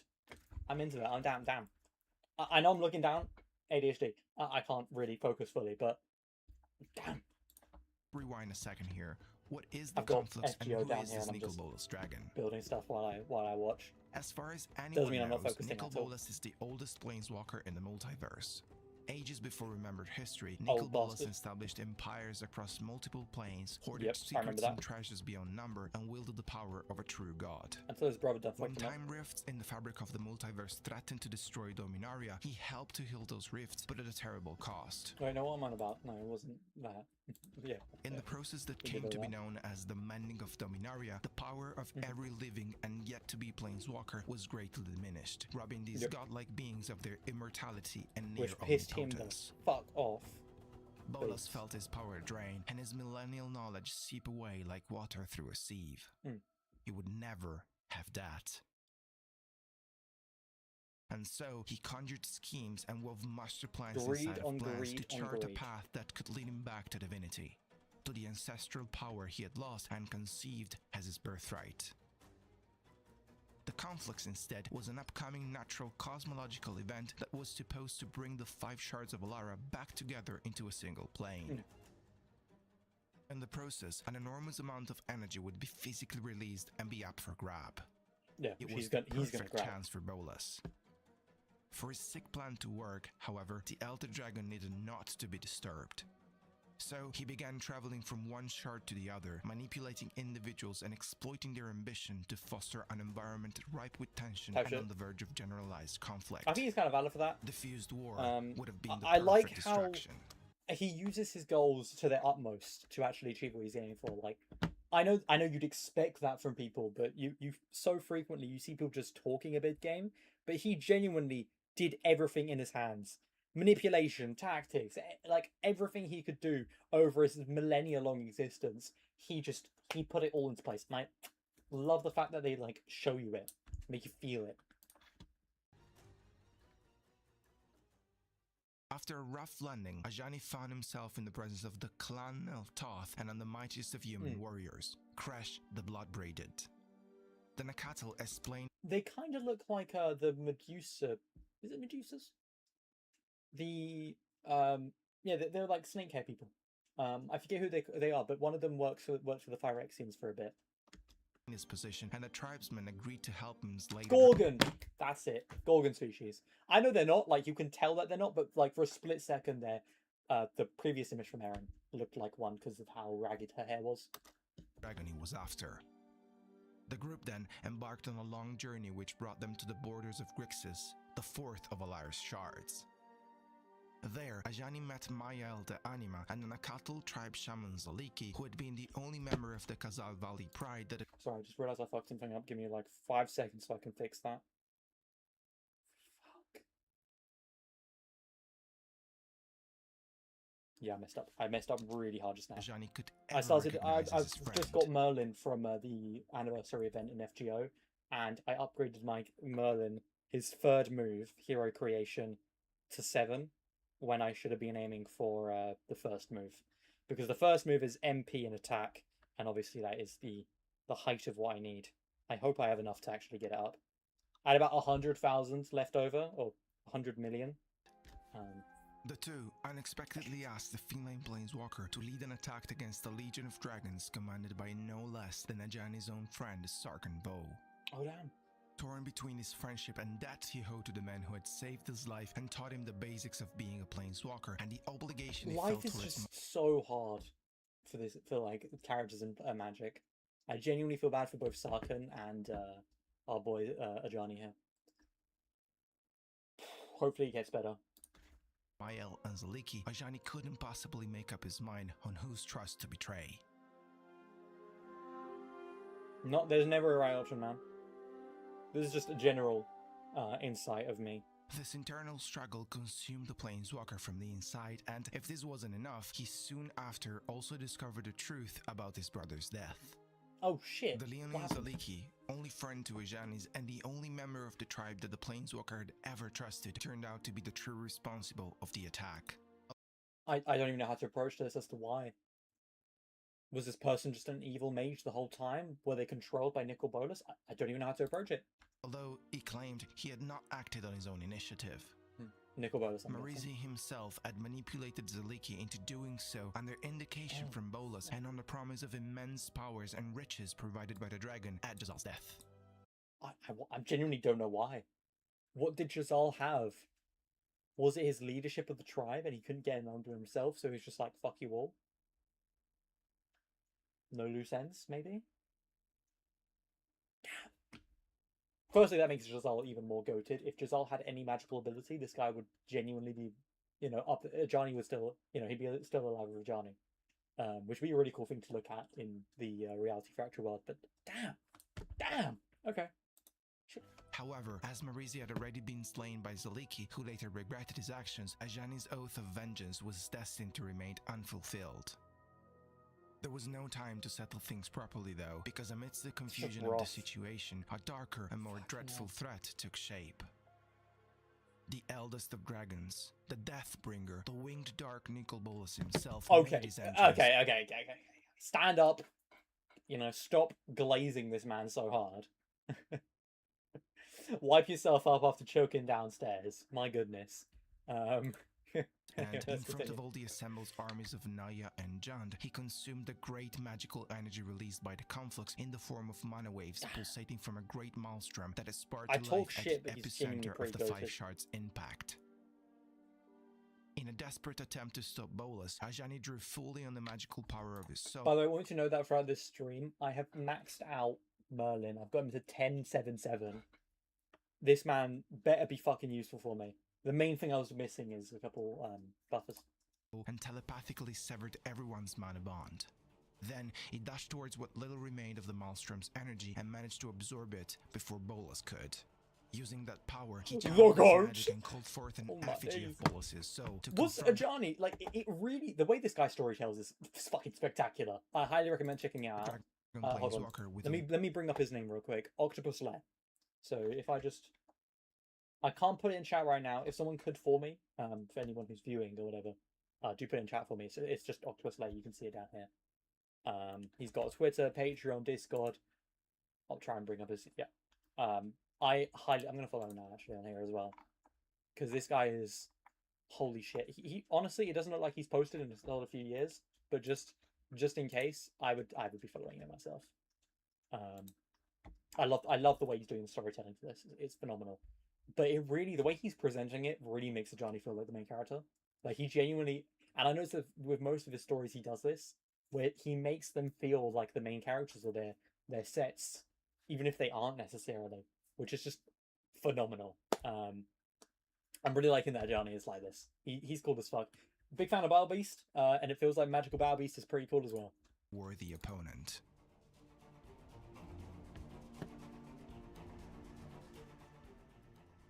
Energy coursed out of Bolus's chest like a stream of star-encrusted ether, crashing into the depression left by the maelstrom and splashing against the rim to curve in on itself.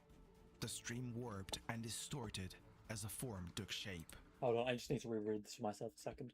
Energy coursed out Bolus's chest like a stream of star-encrusted ether. God damn! Shit.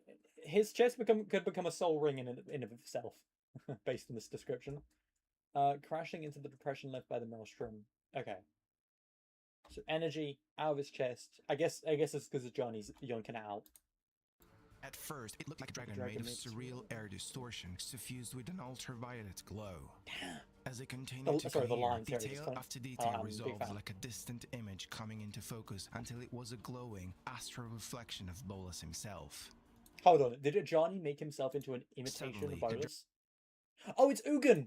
Is it Ugin? Back, gazed with pure hatred into one another's eyes, and then thrust their necks forward and snapped their jaws onto one another. I love it when beings of like immense magic, everything just boils down to basically a fist, like the cosmic equivalent of a fist fight.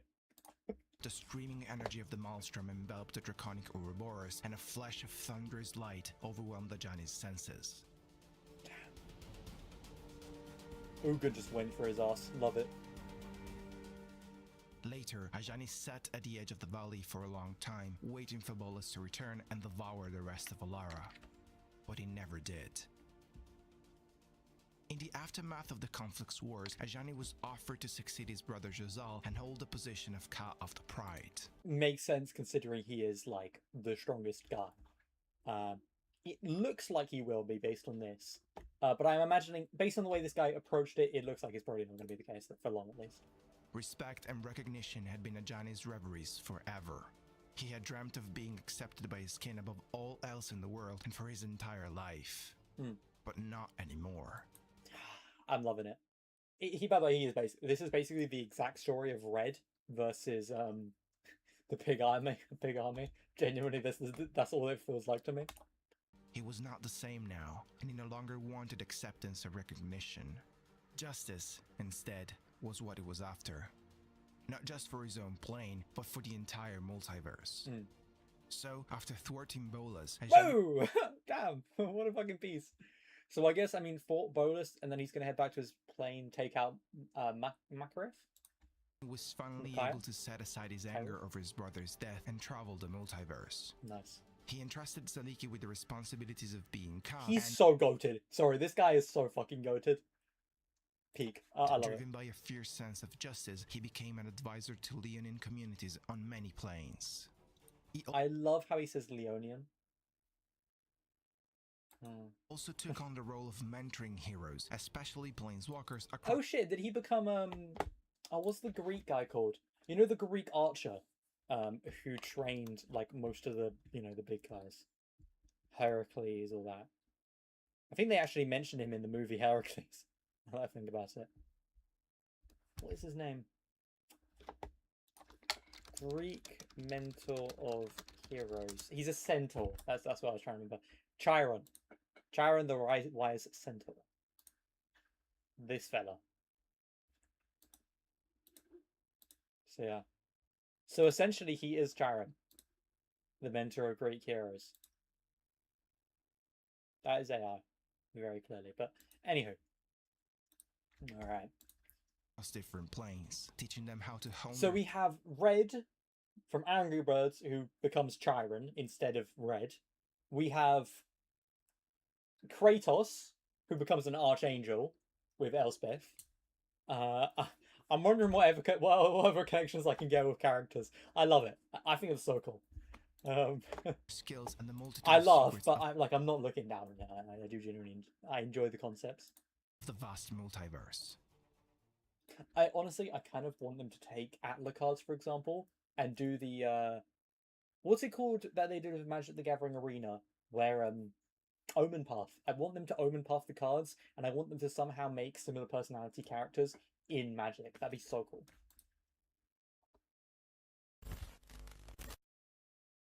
So Elspeth and him, yeah, maybe.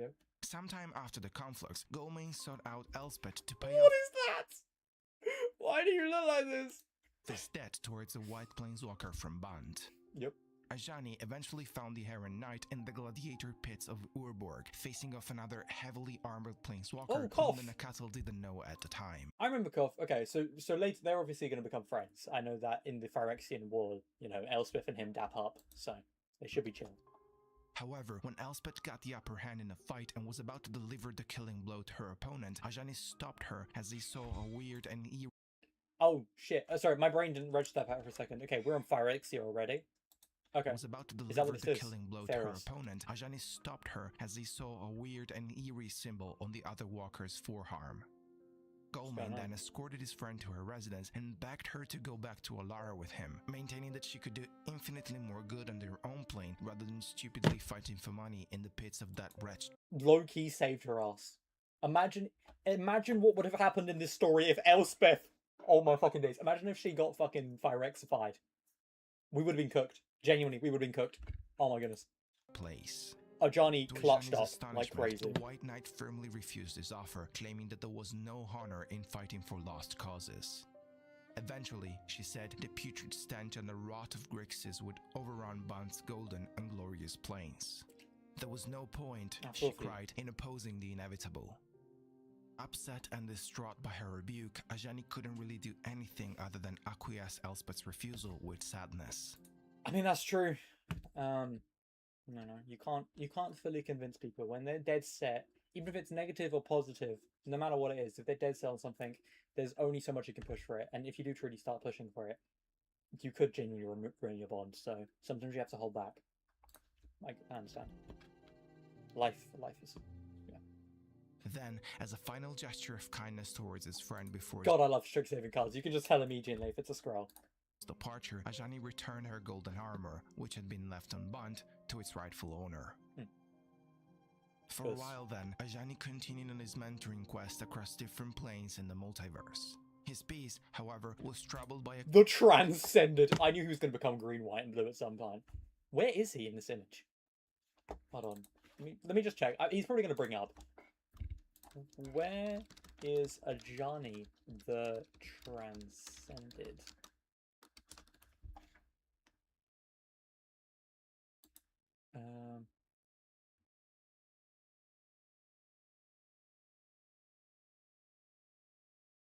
Yeah, we know he's going to be back in Strixhaven, and we know that during he's going to reappear.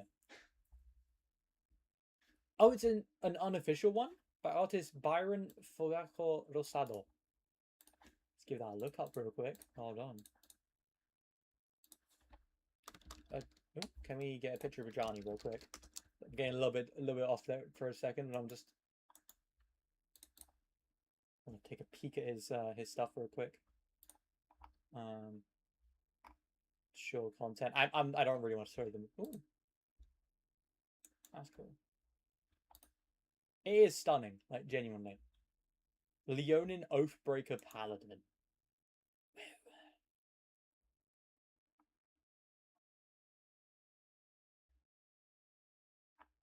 Not bad at all. Alright, let's pop back real quick. Give me a sec. Constant thought. I just don't know who this is. I might not for sale. Okay, that yeah, would keep him up at night. He couldn't possibly accept not to do anything about Elspeth's situation. Yeah. The righteous Nakatel couldn't bear leaving her friend to pursue her self-destructive behavior without doing anything about it. So he decided to put on hold his mission and tracked her down on the plane of Theros, a world governed by the gods of Nyx, where worthy... Yes, and this is where her Kratos story happens. So I guess, if Kratos had someone with him that was like a supportive mentor type, maybe that whole story could have gone differently. Whereas face dreadful monsters and epic adventures take place. This was not the first time on the plane for Ajani. I can't lie, I'd probably go to Ferris. If I was a planeswalker, in the magic, and I was inside of the magic multiverse, I probably wouldn't mind going to Theros. It's fucked up because it's Greece, and you know how messed up Greece is in terms of, you know, their lives and all that jazz in you know, the mythos, which clearly Theros is meant to be based on. But it just sounds like one of the coolest ones to be on and one of the best ones for someone who's, you know, lived on a normal world their whole life, or theoretically normal world their whole life. It's just like, damn. Adventure, greed, battle. Not honor per se, but deification of your existence.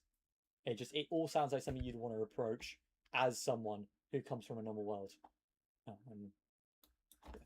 During his advisory journeys to help fellow Leonine communities across various planes, he had already visited Theros, and he was also well acquainted with the cat warrior Brimus, who, in the meantime... Woo! This guy's fucking cool! What the hell? Oh my goodness, he got that shit on! ...to become king. Kudos to Peter. Have a great Huddled around a campfire, Ajani learned from his old friend that the plane was in a difficult situation of power struggle in which Elspeth had played an important part and had also been the victim of many injustices. Yes, son's As a favor to his old friend, King Brimus sent a squad of his best truckers to find the Bond Planeswalker, and after a brief search, Ajani and Elspeth were reunited at Tatmos. I wonder how long it's been for them. Could clearly see that her trials had badly hurt her, but no matter how hard he tried, he could not get Tyrell to speak of what happened. I forgot that he's called Ajani Goldmane. Is her name Elspeth Tyrell? Oh yeah, it is, isn't it?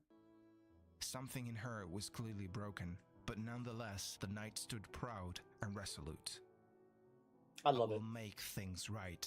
Ooh, that's I all love a she line said, like that. and Ajani agreed to stand by her side.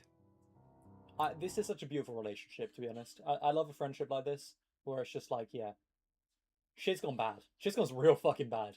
I get you don't want to talk about it, but guess what? I'm here for you, you know? We're going to fight back together. We're going to physically do something together to get past it. I don't have to know what's going on, but I'm here for you. I know you'll do what's right. I love it. I love it. Oh, peak. To make things right, Elspeth claimed they would have to journey through the mysterious temple of Crufix on the outermost edge of Theros. Only there could she exact her revenge or obtain her redemption. This was no easy task though. There wasn't any map that one could follow to get to Crufix, and although many beggars and old merchants couldn't wait to sell their own true and unique map to the mystical place, none of them could ever prove truly that their information were of any value. There was only one way to reach such an isolated and recondite place. The Planeswalkers had to call upon the legendary sunken ship known as the Monsoon. I don't even know what Monsoon's going to be. It's going to be like After a big series whale. of adventures, just on a side note, I have somehow managed to spend basically all of my resources in FGO. I'm out. Like, I have nothing to upgrade anyone right now. Anyway, back to the story. Complications, betrayals, and sheer luck, they managed to reach the outermost edges of the world and the Temple of Crufix. There, the god Crufix himself granted them safe passage through the gateway of Nykthos towards the Shrine of Nyx, the night sky of Theros and home to all its gods. Upon reaching the shrine, the duo was attacked by the Satyr Planeswalker and god of revels, Xenagos, who had been Elspeth's target all along. The three fought a fierce battle until Elspeth finally managed... Xenagos is her Ares. Xenagos is her Zeus. You know? ...to struck down her opponent, perforating his chest with her legendary weapon, God's... Perforate? What does perforate mean, actually? I don't know that word. I've never heard that word in my life. Perforate. Oh, it just makes a hole. Okay. Oh, interesting. Send. The more you learn.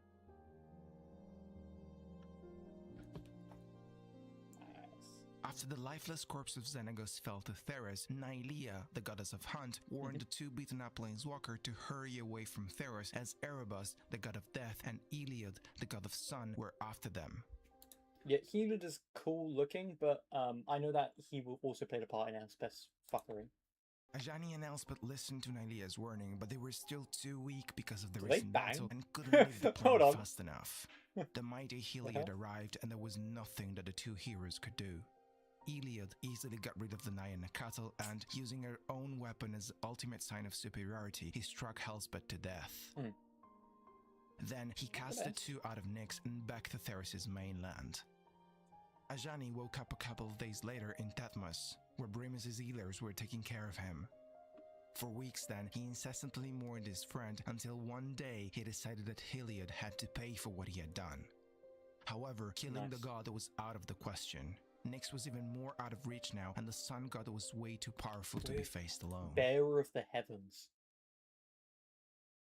Is that Nyx? So does Nyx become... Hold on. It's in my head. Give me a sec. What's the Titan called? Hold on. I've got it. It's in my head. Titan of the skies. The Titan who holds the skies is... Oh, it should be there. I've read so many stories with this guy in it. How do I not remember? Hold on. What is the Kratos who... what is the god... Sorry, the Titan who holds up the skies and is forced to be there by Zeus as his punishment? Atlas. That's it. Oh. I was so cooked there. Atlas, the holder of the skies in the world. Yep. Got it. Yep. There was something else that the albino planeswalker could do, though. Like every god, Heliod fed on devotion and worship. Ajani decided to take that away from him. He traveled to Heliod's temple at Meletis and started to talk about Heliod's cold-blooded murder of Elspeth. Then the Nakata went back to King Brimus and asked his old friend to spread the word also amongst his subject. Nice. With that, Ajani earned his place within the Leonin ranks of Kill that Paris, guy. and he now constantly wears Elspeth's cloak to honor his friend's memory. What's happened to Elspeth in this time? Because I didn't know that she died for a bit. Sometime after this, Ajani left Theros sure that his words had taken roots among the population. He planeswalked to the plane of Kamigawa to inform his old friend and companion Tamiyo of Elspeth's death. Ajani and Tamiyo had met during one of... What do you mean by companion? It feels like a really weird thing to specify there, saying his old friend and companion. Does Ajani bang Tamiyo? Damn, Tamiyo got that lion dick. Keep in mind, she's a rabbit. She's a moon rabbit species, so that's an interesting dynamic there. And the Kamigawa planeswalker had formed a small restricted story circle to exchange tales about the multiverse. Oh, okay. Both Ajani Goldmane and Elspeth Tyrell had been members of this group.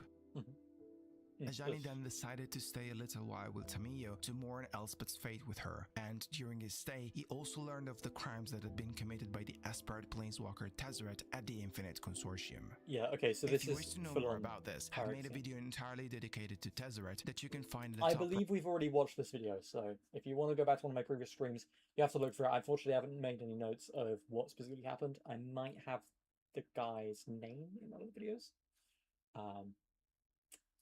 But yeah, I think I've got that. Right corner of your screen or in the description below this video. I've seen enough FireXing videos at this point where if I haven't got enough information on Tezzeret, then oh my fucking god, I'm gonna go insane. Make sure to check it out. Because he plays a on the big same role occasion, in Ajani remembered that his late friend Elspeth had informed him to have recently seen Tezzeret alive and well on the plane of New Phyrexia, in cahoots with the 5 New Phyrexian Praetors on the plane. Yeah, the only one here that I think is even respectable is Urabrask. They're all terrible, like genuinely. But Urabrask, I remember he betrays them, so it's pretty fire.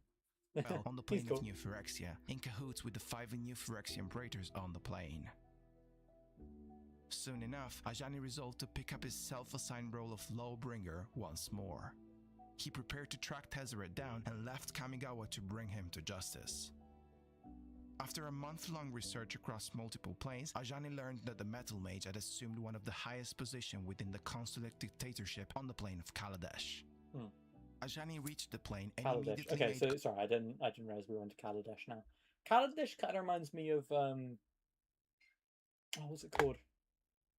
I mentioned it earlier as one of the planes that I thought the card for Elspeth was from. New Capenna, that's it. I don't know if New Capenna is a city or a plane though. I would assume it's a city because it feels like weird to call it a plane, New Capenna, but contact with the operatives of the Resistance in Girapur, the capital city of the plane. The Leonin then learned that Pia Nalar, mother of the renowned pyromancer... Fucking imagine, genuinely, imagine that Ajani leads to, had he had like an XP system or something, and just all of a sudden he got a notification, Helos or Hell, you killed a god through your words or something, because he spread the message. That'd be kind of cool if he could find out that way. Chandra Nallar, and leader of the resistance, had been taken into custody by order of Tezzeret himself. Oh, we on the plane... Okay, so we're on the plane where people don't like fire magic. Later, the Nyan Planeswalker also contributed to the liberation of several captive members of the Resistance, as well as of the Green and Red Planeswalkers Nissa Ravain and Chandra Nallar from a consulate jail. Ajani also stood by the Gatewatch to back Chandra during her confrontation with Tezzeret at the Inverter's Fair, and took great care of the young Pyromancer and her injuries after she had been critically wounded in her duel with Consulate Executive Baral when the Great Ether Revolts erupted. Alright. Once the Renegades had secured their victory in the revolts and brought forth sweeping changes to the consulate, Ajani found it an honor to be welcomed among the ranks of the Gatewatch. In a natural extension of his previous role, he joined the other planeswalkers of the group to fight off Bolas and other threats to the whole multiverse. The Leonin took his oath and solemnly swore he'd do anything in his power to protect the innocent from ruthless tyrants and help all living beings in finding their place in the world. It's really unfortunate what's about to happen to this guy. Like, I'm feeling a bit anticipatory towards the idea that he's about to get complicated. Maybe not right now. I'm not sure how soon he gets complicated. Although he now stood among them, Ajani firmly objected to the Gatewatch plans to immediately confront Nicol Bolas on the plane of Amonkhet. He pleaded with them to wait a little longer to gather more allies and come up with a real plan before confronting such a powerful and threatening enemy. Well, yeah, he's the only one among them who's actually fought Nicol Bolas before. So it's completely understandable that he's a bit on edge, to say the least. The consequences of failure and possible collateral damage of their recklessness would have been too awful to even put into words. Yep. Bolas was weak, but unpredictable. The Elder Dragon could have a million cards left to play, and it made no sense to risk everything out of hubris. The rest of the Gatewatch, however, thought differently. They were like, nah, fuck They you. were determined to follow Bolas's lead on Amonkhet at once to strike him while he was still weak enough. Seeing that they were beyond convincing, Ajani asked them at least to regroup in Dominaria afterwards to report about their visit to Amonkhet. While waiting for them, Ajani also recruited Joyra and a Weatherlight crew to aid the Gatewatch in their mission. The Weatherlight skyship was a massive vehicle capable of moving across planes, and it had been designed by the legendary Teresian artificer okay, Urza so this himself. is how this was how I was originally shut down. When word of the Gatewatch return spread across Dominaria, Ajani was extremely worried and disappointed to find out that only Gideon Jura and Liliana Vess had actually returned. Things in Amonkhet hadn't gone as expected, and although the Leonin Planeswalker tried to reach out to his two companions to gather more details about what had happened, he learned that they were unavailable due to their implication in the quest against the demon Belzenlock. If you wish to know more about this, check out my Liliana Vess complete history is video. Because she worked with Nicol Bolas, he gave her an extension to her life in exchange for connecting to her to a bunch of demons. However, by removing the demons, she became under control of Nicol Bolas, which made her an enemy, and I think that caused her to kill Gideon, but we will confirm. There's a whole section dedicated entirely to this. You can find it in the description below this video, or as always in the top right corner of your screen right now. Okay, so let's go back to Ajani. At this point, one thing was clear for him. The great enemy was about to return, stronger and more determined to conquer the multiverse than ever before. There was no time to lose. If they were to cross path with him, they would have needed all the help that they could find. So, the Nakatul promptly left Dominaria again to recruit even more Planeswalkers to join them in their final battle against the Elder Dragon. Is he the oldest one? Like, the oldest Planeswalker between them? Or is he just the smartest one? In the build-up of the War of the Sparks, Ajani traveled with the Gatewatch to Ravnica for the final confrontation with Nicol Bolas, and immediately became trapped due to Bolas' use of the legendary Mortal Sun. If you're not aware of this, the War of the Sparks was an epic war fought on Ravnica that saw the undead forces of Nicol Bolas, led by the enslaved Necromancer and former Gatewatch member Liliana Vess, fighting against a cross-planar resistance led by the Ravnican and Gatewatch forces together.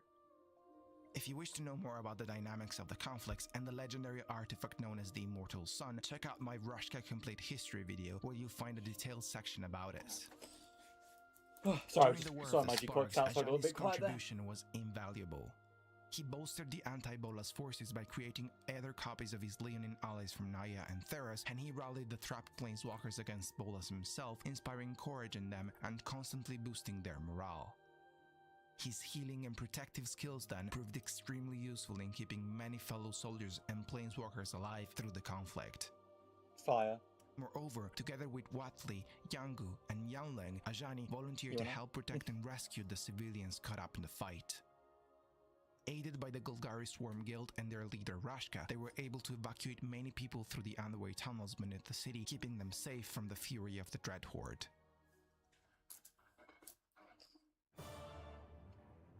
It's like that.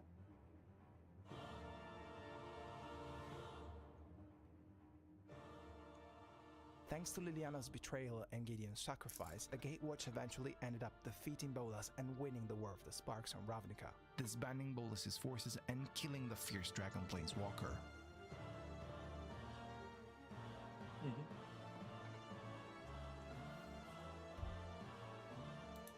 I'm just aware it's been 2 hours now, so I'm going to try and keep as quiet as I can, make sure we get through these last 8 minutes, and yeah. Just aware that it's going to be going on long enough. 6 o'clock for me. I have like 4 hours left in my day. I need to get some stuff done. I need to pack for tomorrow as I go to Wales and all that jazz. Ajani survived the battle and was also present during the Plain-White celebration that followed. Later, he also took part in the memorial service held in Gideon's honor on the plane of Theros. Wonderful. New Capenna. So this is where our girl appears again. A few days after bidding farewell to his old friend, Ajani traveled to the Umuran state of Femeref on Dominaria. There, he met with the Golem planeswalker Karn and the assembled Gatewatch to come up with a plan to confront the rising threat of the new Phyrexian expansion. Yep.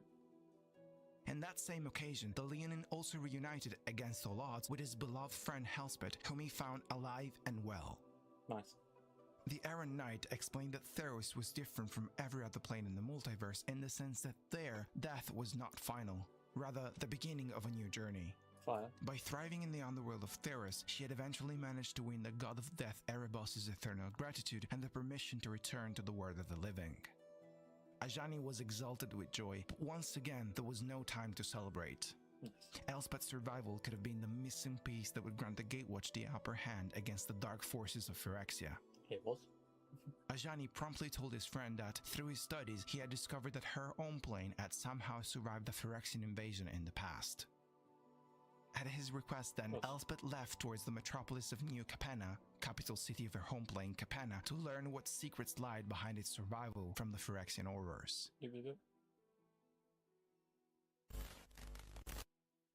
And then here we have him becoming a Phyrexian. While waiting new information from Elspeth, news about Karn's supposed abduction by the Phyrexian agents reached the Gatewatch in Femeref. Ajani was immediately sent by Joyra to rescue the Silver Golem from the caves of Koilos, located within the desert region of Theresiare in Dominaria.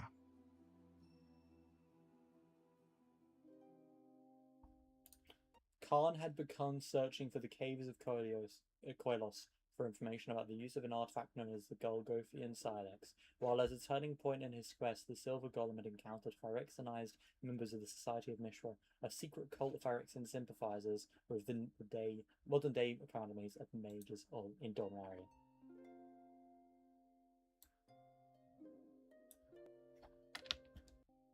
While delving deeper into the cave, Karn found a staging ground for a new Phyrexian invasion, with a wounded Sheldred at its center.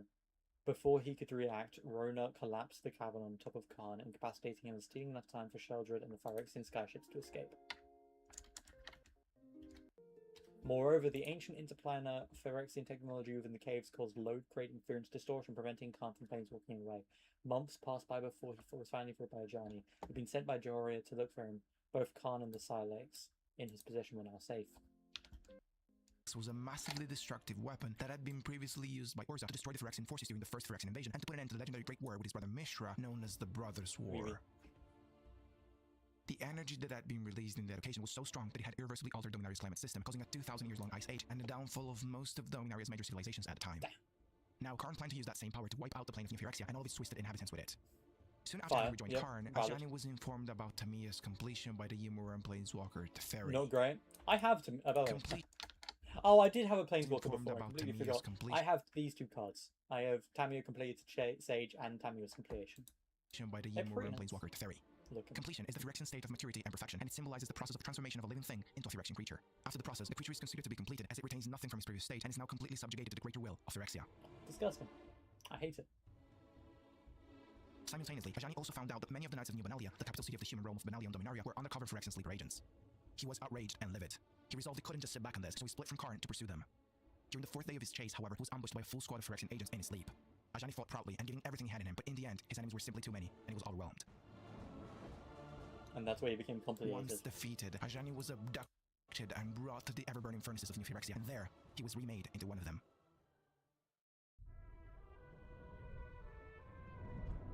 It is time for Dominaria to finally become whole.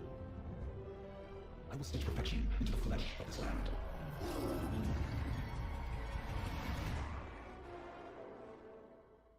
It is unknown for how long they tortured him, but amidst the endless screams, an inane bubble, a new, evil, and twisted form of what Ajani once was, came to life. Then, the Battle of the Manreg took place. The Battle of the Manreg was the final confrontation of the second Phyrexian invasion of Dominaria, operated by the forces of New Phyrexia.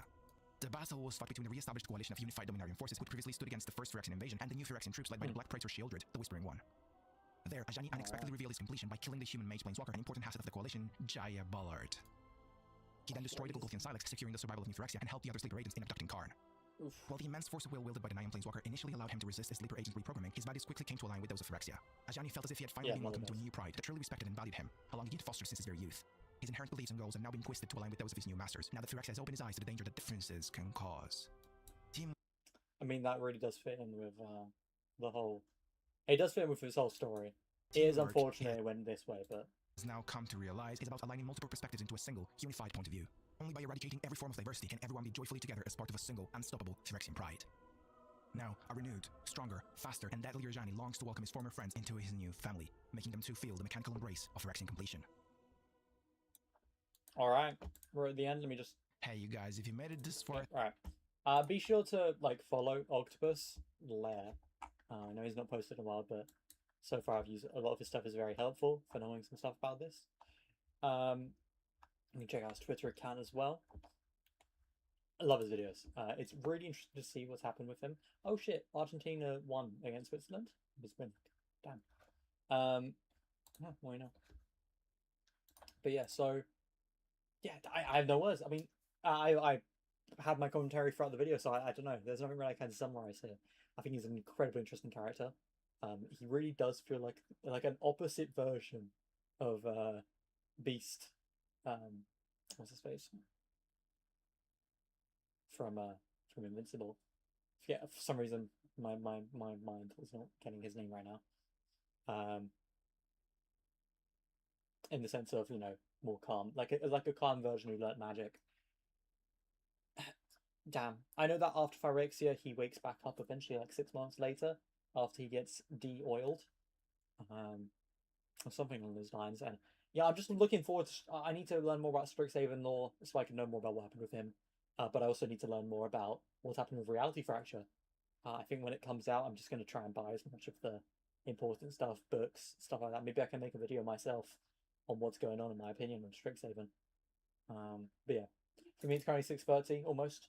I've gone through all of my stuff with you guys. You can go back to the start video to see the rest. Going to be gone in Wales, just so you guys know. Other than that, though, like other than next week, I'm going to be streaming every day, hopefully at 3 p.m. That will start to move to 5 p.m. once we get into August, because I'm going to be back at uni in September, just preparing for it. And yeah, I mean, damn, it was just a really cool story.